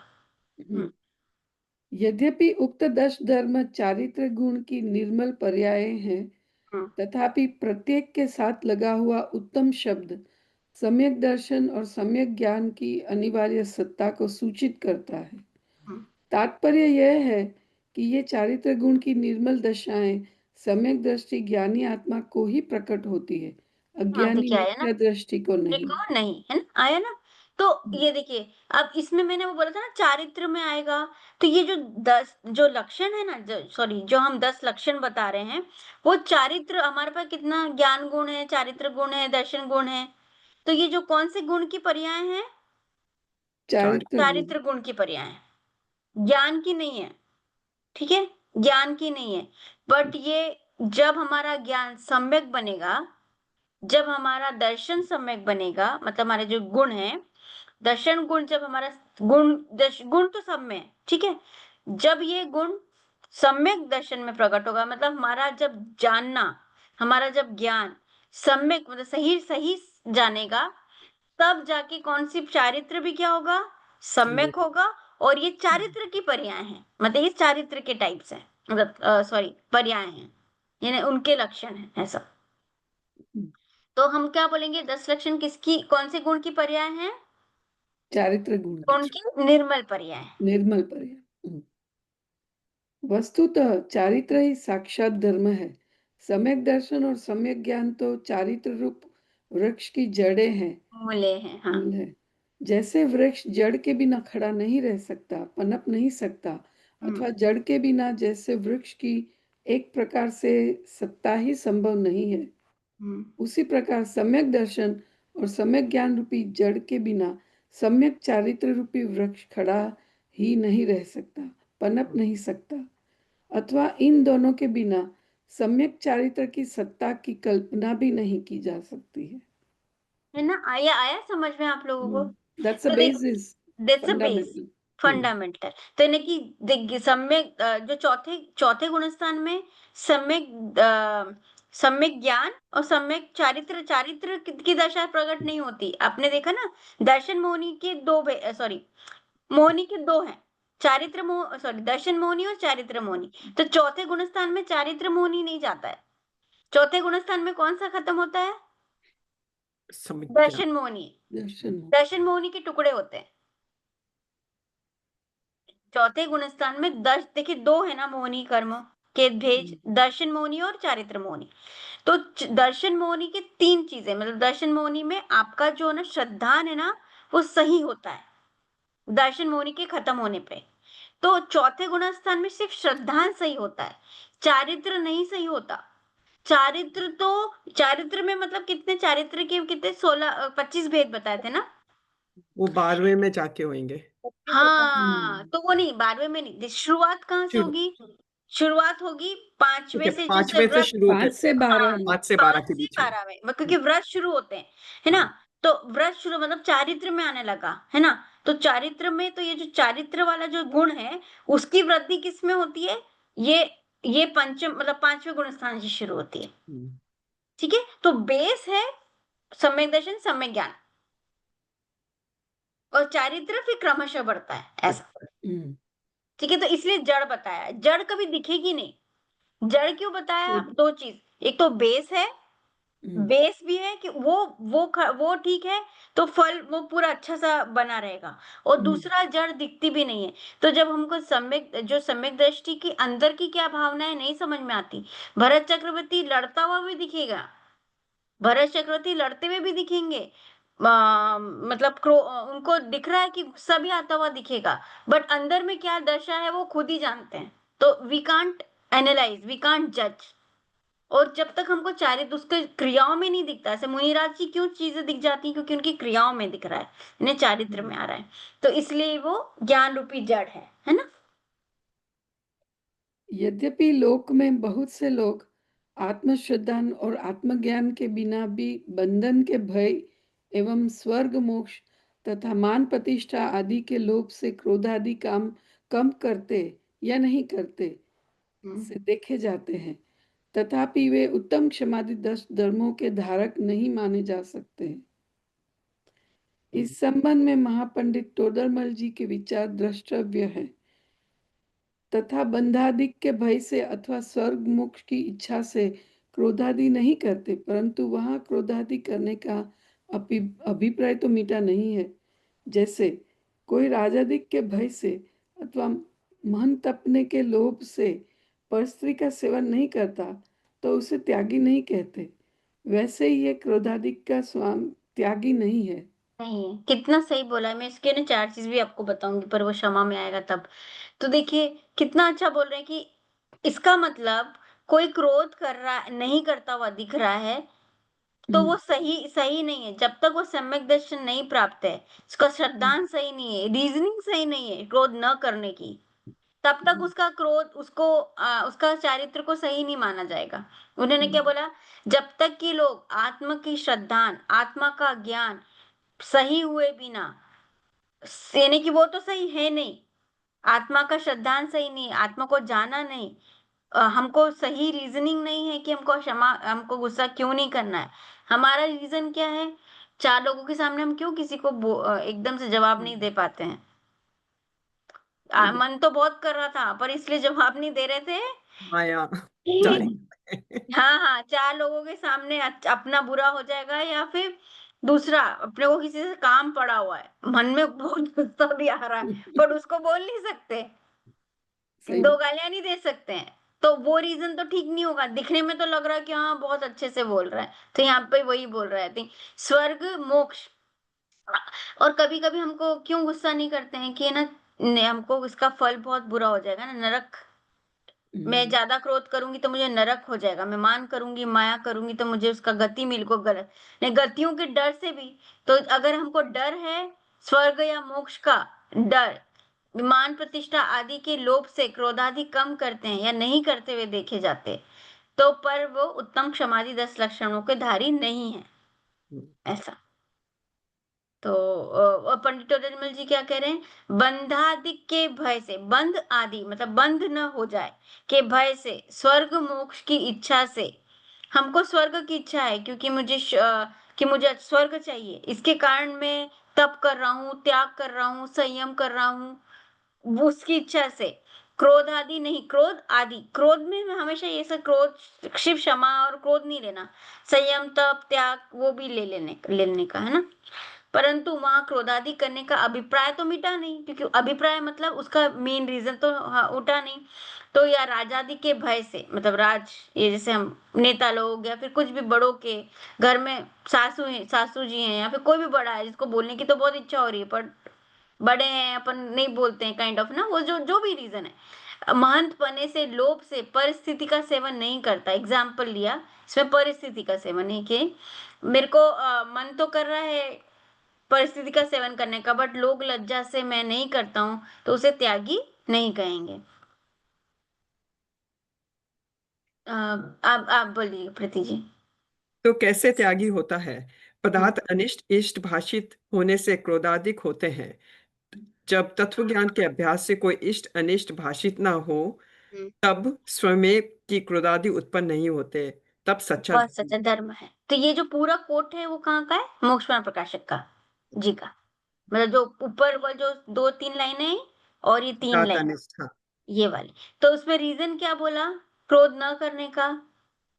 जब हमको वस्तु, कोई सामने वाला ने मेरे को जो बोला, वो मेरे लिए अच्छा बोला बुरा बोला, उससे मुझे कोई फर्क ही नहीं, क्योंकि वो मैं हूं नहीं, उससे मेरी आत्मा को कोई फर्क पड़ेगा नहीं। किसी के बोलने से मैं अच्छा नहीं हो जाता, किसी के बोलने से बुरा नहीं हो जाता। यानी पदार्थ अनिष्ट, जब हम पदार्थ ही अनिष्ट अनिष्ट नहीं रहेगा, कोई पर्सन अच्छा या पर्सन बुरा ही नहीं रहेगा, तो उसके प्रति मुझे क्रोध भी नहीं आएगा, उसको हटाने का भाव भी नहीं आएगा। तो वो भाव जब उसके कारण जब हमारा शांत, मतलब जब क्रोधादि उत्पन्न नहीं होंगे, तो वह तब हमारा सच्चा धर्म प्रकट होगा। आशा जी, इसमें आपको कुछ बोलना है? नहीं, ठीक है। ठीक है। हाँ। इस प्रकार सम्यक दर्शन और सम्यक ज्ञान पूर्वक क्रोधादि का नहीं होना ही उत्तम समाधि धर्म है। यद्यपि उक्त 10 धर्मों का वर्णन शास्त्रों में जहां तहां मुनि धर्म की अपेक्षा किया गया है, तथापि धर्म मात्र मुनियों के धारण करने के लिए नहीं है। गृहस्थों को भी अपनी अपनी भूमिका अनुसार इनको अवश्य ग्रहण करना चाहिए, अवश्य धारण करना चाहिए। धारण क्या करना चाहिए? वस्तुतः बात तो ऐसी है कि ज्ञानी गृहस्थ के भी अपनी अपनी भूमिका अनुसार ये होते ही हैं, इनका पालन सहज पाया जाता है। एक चीज बताती हूँ। अपन ने वो अनुयोग को पढ़ने की पद्धति सीखी थी ना, हम्म, तो देखिए जो शुरू की 2-3 लाइनें हैं ना, वो चरणानुयोग के आधार पे है। यानी हमें ऐसा करना चाहिए, हमें ऐसा नहीं करना चाहिए। तो ये अगर हम चरणायोग में वही बात को करना, नहीं करना इस वाले पे आ जाता है ना? पर फिर उसके बाद में द्रव्यानुयोग से जो वस्तुतः सही स्थिति क्या है, वो बाकी की लाइनों में है कि नहीं वास्तव में ये कोई धारण मतलब ये तो ऑटोमेटिकली हो जाते हैं, बट हमको हमेशा जब लेक्चर मतलब समझाना होता है या करना होता है या फिर तब उसकी भाषा ऊपर वाली इससे होती है कि तुमको करना चाहिए। और अगर हम सही स्वरूप की दृष्टि से देखें तो अरे वो तो सहज भाव है, अपने आप हो जाएगा ऐसा। तो इसलिए हमको वो चैप्टर बहुत इम्पोर्टेंट था। तत्वा सूत्र में गुप्ती समिति अनुप्रेक्षा 12 भावना और परिशह जय के साथ ही उत्तम समाधि दश धर्मों की चर्चा की गई है। यह सब मुनि धर्म से संबंधित विषय है। यही कारण है कि जहां जहां इनका वर्णन मिलता है वहां वहां उत्कृष्ट रूप का ही वर्णन मिलता है। इससे आतंकित होकर सामान्य श्रावक द्वारा इनकी अपेक्षा संगत नहीं है। उपेक्षा उपेक्षा उपेक्षा हाँ, संगत नहीं है। यानी कि ऐसा नहीं कि अरे ये तो मुनियों को ही होता है तो हमारा कोई रोल नहीं है, ऐसा नहीं। वो ये बोले कि उत्तम है क्योंकि उनके पास सबसे अच्छा है, उत्कृष्ट है, ये नहीं है ना, उत्कृष्ट रूप से जिनके पास होता है इसलिए उनका वर्णन है। इसलिए हमें पर इसलिए आतंकित नहीं होना, मतलब घबराना नहीं है कि अरे हमारा तो होगा ही नहीं, ये तो श्रावक को, सामान्य श्रावकों को भी है ऐसा। यदि मुनियों को अनंतानुबंधी आदि 3 कषायों के अभाव रूप उत्तम समाधि धर्म होंगे तो पंचम गुण स्थानवर्ती ज्ञानी श्रावक के अनंतानुबंधी आदि 2 कषाय के अभाव रूप उत्तम समाधि धर्म होंगे। इसी प्रकार चतुर्थ गुण स्थानवर्ती अविरत सम्यक दृष्टि के एकमात्र अनंतानुबंधी कषाय के अभाव रूप उत्तम समाधि धर्म प्रकट होंगे। मिथ्या दृष्टि से उत्तम समाधि धर्म नहीं होते। इनकी उसकी कषाय कितनी भी मंद क्यों न हो, उसके उक्त धर्म प्रकट नहीं हो सकते, क्योंकि उक्त धर्म कषाय के अभाव से प्रकट होने वाली पर्याय हैं। कषाय की मंदता से नहीं, ये आया कषाय की समझ में? नहीं। ये बहुत इंपॉर्टेंट है। उपनिषद में सॉरी रॉन्ग कर रही हूँ। उपनिषद पहले बोला था ना कि चौथे गुण स्थान से नहीं शुरू होता, चौथे गुण स्थान से शुरू तो हो जाता है क्योंकि चौथे गुण स्थान से सम्यक दर्शन स्टार्ट हो जाता है। बट ये बोल रहे कि लेवल, क्योंकि चारित्र का बोला ना कि चारित्र का लेवल चौथे गुण स्थान पांचवें से से बढ़ता जाता है ना। तो चारित्र में पहले का शायद दो चीज होती है, एक तो सम्यक दर्शन प्राप्त होता है चौथे गुण स्थान में, दूसरा क्या होता है सम्यक दर्शन है कि सम्यक मतलब अपना सम्यक दर्शन हो जाता है हमें। और उसके बाद में दूसरा चीज क्या होती है, दूसरा अगर कषाय की दृष्टि से देखें तो अनंतानुबंधी कषाय का समाप्त हो जाती है। तो जो कषायों की अपेक्षा से देखेंगे तो ये जो धर्म शुरू हो रहे हैं वो चौथे गुण स्थान से, क्योंकि उनकी एक कषाय जैसे जैसे कषाय, क्योंकि चारित्र के गुण है, चारित्र की पर्याय है, तो पर्याय किसने भले ही वो पर्याय मतलब अधूरी इतनी ज्यादा वैसी नहीं है, लेवल है, लेकिन उधर शुद्धता कपड़ा कपड़ा धुल तो गया है पर धुलने के मतलब मेला नहीं है, पर धुला है, पर धुलने की भी लेवल है। अरे अच्छा धुला, कम थोड़ा और अच्छा धुला है, बहुत अच्छा धुला। तो इस हिसाब से बोल रहे कि चौथे गुण स्थान से भी चालू हो जाएगा। बट ये 10 लक्षण पर उसके पहले ही, पर ये पक्का है कि मिथ्या दृष्टि को 10 लक्षण, उत्तम 10 लक्षण मतलब ये वाले धर्म प्रकट नहीं होते यहाँ 100%। यहाँ पे इन्होंने बोला है क्लैरिटी के लिए, मुनियों को अनंतानुबंधी आदि 3 कषाय, कौन सी 3 हाँ, कषाय होती है उनको यहाँ पे जिसका अभाव हो जाता बंद हो जाता है ना, जैसे पंचम गुण प्रत्याख्यानवर्णी, स्थान। हाँ बोलिए, आप बोलो। प्रत्याख्यानवर्णी, है? प्रत्याख्यानवर्णी और संज्वलन, संजन ये 3 इन रहते। रहती है। तो देखिए श्रावक को ना पंचम गुण स्थान में अपना कौन सा होता है, दो दो कषाय खत्म हो जाती है। ओके। और छठे गुण स्थान से फिर वो सब रहती है, कौन कौन सी, प्रत्याख्यान, अप्रत्याख्यान, अनंतानुबंधी, प्रत्याख्यान, अप्रत्याख्यान। तो प्रत्याख्यान वाली समाप्त हो जाती है और अप्रत्याख्यान वाली बची रहती है, अप्रत्याख्यान प्रत्याख्यान संजुलन ठीक है। ऐसा। और मतलब छठे सातवें आठवें नौवे में जाएंगे ना, नौवे तब ये खत्म होती जाएगी, मतलब फिर तीन तीन खत्म हो जाएगी। उत्कृष्ट वाली बात बता रहे हैं क्योंकि आचार्यों में भी है ना, छठे से जो गैप है उसमें, जो छठे में नहीं रहेगा। संजोलन रह जाती है बस। हाँ छठे ऐसे। साथ में प्रत्याख्यान खत्म हो जाती है, फिर एक संजोलन रह जाती है 8वें से। 8वें से है ना? तो इसलिए वो 8वें 9वें गुण स्थान वालों के हिसाब से 3 कक्षाएं खत्म हो जाती है और छठे के हिसाब से 2 कक्षाएं रहती है। ठीक है, थैंक यू। तो हाँ, मिथ्या दृष्टियों को कक्षाएं रहती है या नहीं रहती? रहती है। रहती है। पर अपन कब ऐसा लगता है कि अपने को शांति लगती है? जब हमारी कक्षाएं मंद होती है ना, तब हमको ऐसा लगता है कि शांति है। तो वो खत्म नहीं हुई है, वो सम्यक दर्शन वाला कक्षाएं शांत नहीं हुई है, वो मंद हुई है। तो हमको क्या, तभी सोचो कितना अच्छा फील होता है। तो जब असली में खत्म होगी तो क्या अनुभव होगा, सोचे।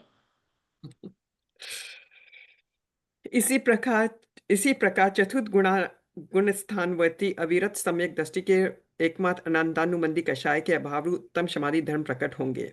मिथ्या दृष्टि के उत्तम समाधि धर्म नहीं होते। उसकी कषाय कितनी भी मंद क्यों ना हो, उसके उक्त धर्म प्रकट नहीं हो सकते, क्योंकि उक्त धर्म कषाय के अभाव से प्रकट होने वाली पर्याय हैं, कषाय की मंदता से नहीं। मंदता से तो तारतम्य रूप भेद पड़ते हैं, उन्हें शास्त्रों में लेशा संज्ञा दी है। धर्म नहीं, धर्म तो मिथ्यात्व और कषाय के अभाव का नाम है, मंदता का नहीं। इन धर्मों की व्याख्या अनेक पहलुओं दृष्टिकोणों से संभव है, जैसे मुनियों और श्रावकों की अपेक्षा, निश्चय और व्यवहार की अपेक्षा, अंतर और बाहरी की अपेक्षा आदि। इनमें से प्रत्येक धर्म स्वतंत्र रूप से विस्तृत व्याख्या की अपेक्षा रखता है। आगे प्रत्येक पर विस्तृत विश्लेषण किया जा रहा है। अतः अब यहाँ इस पवित्र भावना के साथ विराम लेता हूँ कि इस 10 लक्षण महापर्व के पावन अवसर पर सभी आत्माएं धर्म के उक्त 10 लक्षणों को अच्छी तरह जानकर, पहचान कर, तद्रूप परिणमन कर परम सुखी हो। तो इसमें ये बताया ना, अगर हम जब कषायों की मंदता होती है तो उसको मापने के लिए कौन सी चीज होती है? लेशा। लेशा। है ना? और सम्यक दर्शन के बाद की जो कषायों को मतलब जब कम होती है तो उसको गुण स्थान से मतलब उसको डिस्क्राइब करते हैं, और इधर लेशाओं से डिस्क्राइब करते हैं, है ना? तो मिथ्यात्व और कषाय के अभाव का नाम है मंदता का नहीं। ठीक है, तो हो गया। उन शास्त्रों में लेशाएं बताई है। और ये जो बोला, इस 10 धर्मों को अलग पहलुओं से बताया जाता है। जैसे मुनियों और श्रावकों की अपेक्षा बताया जाता है, ऐसे गुणस्थान की अपेक्षा मतलब उसको समझाने का तरीका रहता है। निश्चय और व्यवहार की अपेक्षा से रहता है। तो और अंतर और बाह्य की अपेक्षा, मतलब अंतर में क्या तुम्हारे भाव चल रहे हैं और उन भावों से तुम्हारा चारित्र में कैसे आ रहा है, वो यहाँ पे आ रहा है। तो सॉरी, मैं क्या बोल रही थी ना कि ये वाली बुक को क्यों इतना इम्पोर्टेंस दिए। अभी तक ये जो बुक आने से पहले हम मतलब मोस्टली सिर्फ क्षमा मतलब क्या, दूसरों को क्षमा कर देना, गुस्सा नहीं करना, बस उसी को, हाँ बस उसी को क्षमा मान रहे थे। इस बुक के आने के बाद में जो उन्होंने समझाया कि नहीं असली क्षमा क्या है, वो ये अभी तक, अभी भी मैंने बहुत सारे 10 लक्षण धर्म में जो शाम को प्रवचन होते हैं ना, वो सिर्फ उसी दृष्टि से बताते हैं। झूठ नहीं बोलना है हमको, मतलब बोलने के टर्म में झूठ नहीं बोलना है हमको, उपवास करना चाहिए हमको, पैसा का दान देना चाहिए, बस उतने तक ही सीमित रह जाता था। तो इसलिए इस बुक के आने के बाद में सही मायने में पता चला है ना। चलिए, बाकी अब कल करेंगे। ये पढ़ना है एक बार जल्दी जल्दी से पढ़ के फिर खत्म। अपनी ओर देख, ये अपनी बहुत ओर अच्छा। देख, एक बार इसी जिज्ञासा से अपनी ओर देख। जानने लायक, देखने लायक एकमात्र आत्मा ही है, अपना आत्मा ही है। यह आत्मा शब्दों में नहीं समझाया जा सकता, इसे वाणी से नहीं बताया जा सकता। यह शब्द जाल और वाक विलास से परे है। यह मात्र जानने की वस्तु है, अनुभव गम्य है। यह अनुभव गम्य आत्म वस्तु ज्ञान का घनपिंड और आनंद का कंद है। अतः समस्त पर पदार्थों, उनके भावों एवं अपनी आत्मा में उठने वाले विकारी अविकारी भावों से भी दृष्टि हटाकर एक बार अंतर में झांक, अंतर में देख, अंतर में ही देख देख देख। तीर्थंकर महावीर और उनका सर्वोदय तीर्थ। चल, है ना। एक और बुक है, जिनवाणी स्तुति करें। निज निधि निज में बताई, यह अनंत उपकार है। इसके लिए जिन वाणी माँ को वंदना सत बार है, वंदना सत बार है। हे जिनवाणी भारती तो ही जपू दिन रैन, जो तेरे शरणा गए सो पावे सुख चैन। जय जिनेन्द्र। जय जिनेन्द्र। Thank you Ruhi ji. Thank you. Thank you. Thanks a lot. चलिए, थैंक्स अ लॉट। ठीक है। थैंक यू जी, थैंक यू। बहुत अच्छा डिस्कशन रहा अपना। हाँ। हाँ, अच्छा है। 4 अपन बा ऐसे करते हैं तो याद रहता है, बस मुझे इतना है कि खुद से याद पढ़ने रहता और है। हाँ हाँ, थोड़ा सा डिस्कस कर लेते हैं, समझ लेते हैं, हाँ जहाँ पे थोड़ी थोड़ी सी क्लैरिटी आ जाती है। हाँ, तो और हाँ, फिर उससे अपने याद ध्यान में भी रहता है। बस डाउट्स भी क्लियर हो जाते हैं हम्म। साथ के साथ। हम्म, और इसको एक बार और पढ़, ऐसे बहुत सारे इसके रेफरेंसेस हैं। आज तो मुझे पता नहीं था कि क्या करेंगे, तो इसको और डीप में अपन जैसे-जैसे बढ़ते जाएँगे ना, तो उसको और डीप में लेते जाएँगे अपन को अलग-अलग। 10 एक एक चैप्टर एक एक दिन में होगा तो अपना वीक में एक ही हो पाएगा ना। हाँ, मैं यही सोच रही हूँ कि अपन इसको नेक्स्ट करते हैं, थोड़ा-सा फास्ट करना पड़ेगा, है ना? ठीक है, जल्दी-जल्दी करेंगे। ओके, हम्म, चलिए जय जिनेंद्र। जय जय जिनेंद्र। जिनेन्द्र।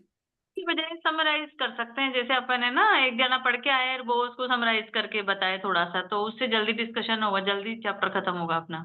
या तो फिर है ना एक-एक लाइन को नहीं समझेंगे, क्योंकि ना पढ़ने हाँ से क्या होगा, हमको लाइन पता चलेंगी, आपके एग्ज़ाम के लिए मैं बोल रही हूँ। क्योंकि हम्म। एग्ज़ाम में जब तक हम पढ़ेंगे नहीं ना पूरी लाइन को, और खुद से तो नहीं हम्म, पढ़ना है ऐसा होता। मतलब अलग से एक्स्ट्रा एफर्ट देना पड़ेगा। तो एक-एक लाइन, भले लाइन पढ़ेंगे फटाफट और उसको ज़्यादा टाइम नहीं लगाएँगे, ऐसा भी कर सकते हैं। जिससे ये पता अपन चलेगा। हाँ, जैसे बोलिए? कंटिन्यू भी ले सकते हैं, हफ्ते वीक में 2 दिन 3 दिन भी ले सकते हैं ऐसा। हाँ, वो तो कोई अभी प्रॉब्लम 3 दिन तो अपने वैसे ही हो रहे हैं 3 ना। वैसे हो दिन जा हाँ रहे हैं वैसे भी ना। हो रहे, फिर हाँ, कमिटमेंट नहीं हो सब पाता है। रहेगा ना, जैसे अपन 3 दिन ले रहे हैं क्लास, 3-4 दिन, तो उसमें हो जाएगा। नहीं, नहीं, बाकी वो भी तो नहीं, है पर ना दूसरी किताब, चीजें तो चल रही है ना अपनी। जैसे इसलिए। सौरभ जी मंडे को वो वाली ले रहे हैं, निमित नैमित्तिक वाली। निमित्त उपादान। निमित उपादान, हाँ। नहीं, ठीक है, जल्दी-जल्दी हो जाएगा, मैं एक बार देख के, अब अपने को मेरे को पता चल गया ना कि करना क्या है, क्योंकि वो ही नहीं हो रहा था कि कौन-सा चैप्टर अपन करेंगे। तो वो हाँ, कर लेंगे अपन पूरा, ये एक-एक पढ़ेंगे भी और उसको फास्ट कर लेंगे। एग्जाम जनवरी में होंगे, दिसंबर में होंगे, कैसे होते हैं? यूजुअली जनवरी में होते हैं। जनवरी फर्स्ट वीक में या? सेकंड वीक से स्टार्ट हो जाते हैं, सेकंड वीक से ऐसा। और हाँ, सेकंड वीक से ऐसा। और किसी को आगे पीछे करना हो तो बोल देते हैं कि मैं तब दे सकता हूँ, मैं तब नहीं दे सकती, क्योंकि इस टाइम पे बहुत आना-जाना हाँ, होता वो है। छुट्टी वाला हाँ, टाइम वही होता छुट्टी वाला टाइम है। तो ये जो अभी अपन को ये जो क्वेश्चन मिले हैं, इसका कब तक करके देना है? है। तभी तक करके देने पड़ेंगे ना सारे अपन को, दिसंबर हम्म, जनवरी तक है सारे ना, तो करके फिर तभी देना है एक साथ ही। हाँ, जैसे अपने पिछली बार क्या था वही अज्यूम कर रही हूँ मैं कि हम्म। अपन को सारा वो वही। ये दोनों बुक्स एलसीपीए का। तो दे दिया है मैम ने, तो जब भी करके भेज सकते हैं, उसको तो जितनी जल्दी भेजना है, हो अपने को जाएगा। खुद को रिकॉर्डिंग करके ही भेजना है, तो वो हाँ, तो तो उसके कभी लिए भी पढ़ना अपने। भी तो पड़ेगा, मतलब पहले समझना भी तो पड़ेगा ना। हाँ, हाँ, हाँ। और उसके बाद 3 मिनट में कितना अच्छे से उसको बता सकें। जैसे आज वो सार्वभौमिक उसका वर्ड कर लिए कि हमको असीम भी वर्ड आना चाहिए, अनादि आना चाहिए, अनंत आना चाहिए। अनंत। तो ऐसे वर्ड्स भी आ जाएँ और उसको थोड़ा-सा डिस्क्रिप्शन ले गया, तो बस ऐसा। और वो क्या होता है, पहले बड़ा बनाते हैं, फिर उसके बाद हम छोटा करते हैं, छोटा। तो वो इट्स नॉट लाइक सिंपल कि बस आपने ऐसा बना दिया, तो like it will take some time to understand what they are asking, and उसको अप्लाई करके बताना है ना, इट्स नॉट लाइक गंदर हाँ, कि जो अपने सुना और जीवन अपने में कर जो लिया। हुँ, जहाँ जहाँ प्रसंग आए वैसा चाहिए। टोटल तीनों क्वेश्चन का मिला के करना है ना। हुँ, एक एक मिनट एक एक का एक एक सॉल्व मिनट, हाँ। हाँ, जो लास्ट टाइम वैसा ही था। पर लास्ट टाइम तो अपन ने लिख के भी दिया था ना। ऑडियो भेजे थे, ऑडियो ही देखिए। भेजा था। मैंने तो ऑडियो भी भेजा था और लिख करके भी भेजा था, दोनों दिए अच्छा। थे। ये तो वो थे ना बुक के नोट्स, हाँ, बुक के नोट्स थे ना लिख के देने के लिए, तो मैंने पीडीएफ तो बना के। अच्छा वो भी था, तो मैंने वो वीडियो तो हाँ, जब ये बनाई समरी तो था, वो भी वो लिखा था। कॉन्सेप्ट क्लैरिटी लिखा था, वो एलसीपी हाँ, ऑडियो था। एलसीपी ऑडियो था केवल। हाँ, मैंने शायद लिखा भी था उसको एलसीपी तीन शायद। तीन एक एक मिनट का 3। हम्म। हम्म, जो पहले तीनों मैम बुक ने थी ना, पहले मैम बुक ने के दिए। वीडियो बोला था, फिर वो बोले नहीं, ऑडियो भी चलेगा। हाँ हाँ हाँ, हम्म, ऑडियो ही दिया था मैंने तो पिछली हाँ, बार। मैंने भी ऑडियो ही दी। और है ना उसमें हमेशा क्या, एक सेंटेंस वो जो सिद्धांत है, और उसके बाद में उसी सिद्धांत को अप्लाई करके आपका मेन जो जो आपके एग्जाम्पल हैं, आपके जीवन में जो अपने चेंजेस आए हैं, वो। तो पहली लाइन सिद्धांत, फिर उसके बाद में वो जो उसका पैटर्न यूजुअली ऐसा रहता है कि सिद्धांत बताना है। सिद्धांत और how you apply in your life. हाँ हाँ, तो एप्लीकेशन, अप्लाई वाला पोर्शन ज्यादा है। Principle and application. ठीक है, चलिए, चलिए, ओके, जय जिनेंद्र ओके, एवरीबॉडी। जय Jinendra, thank you. Thank you.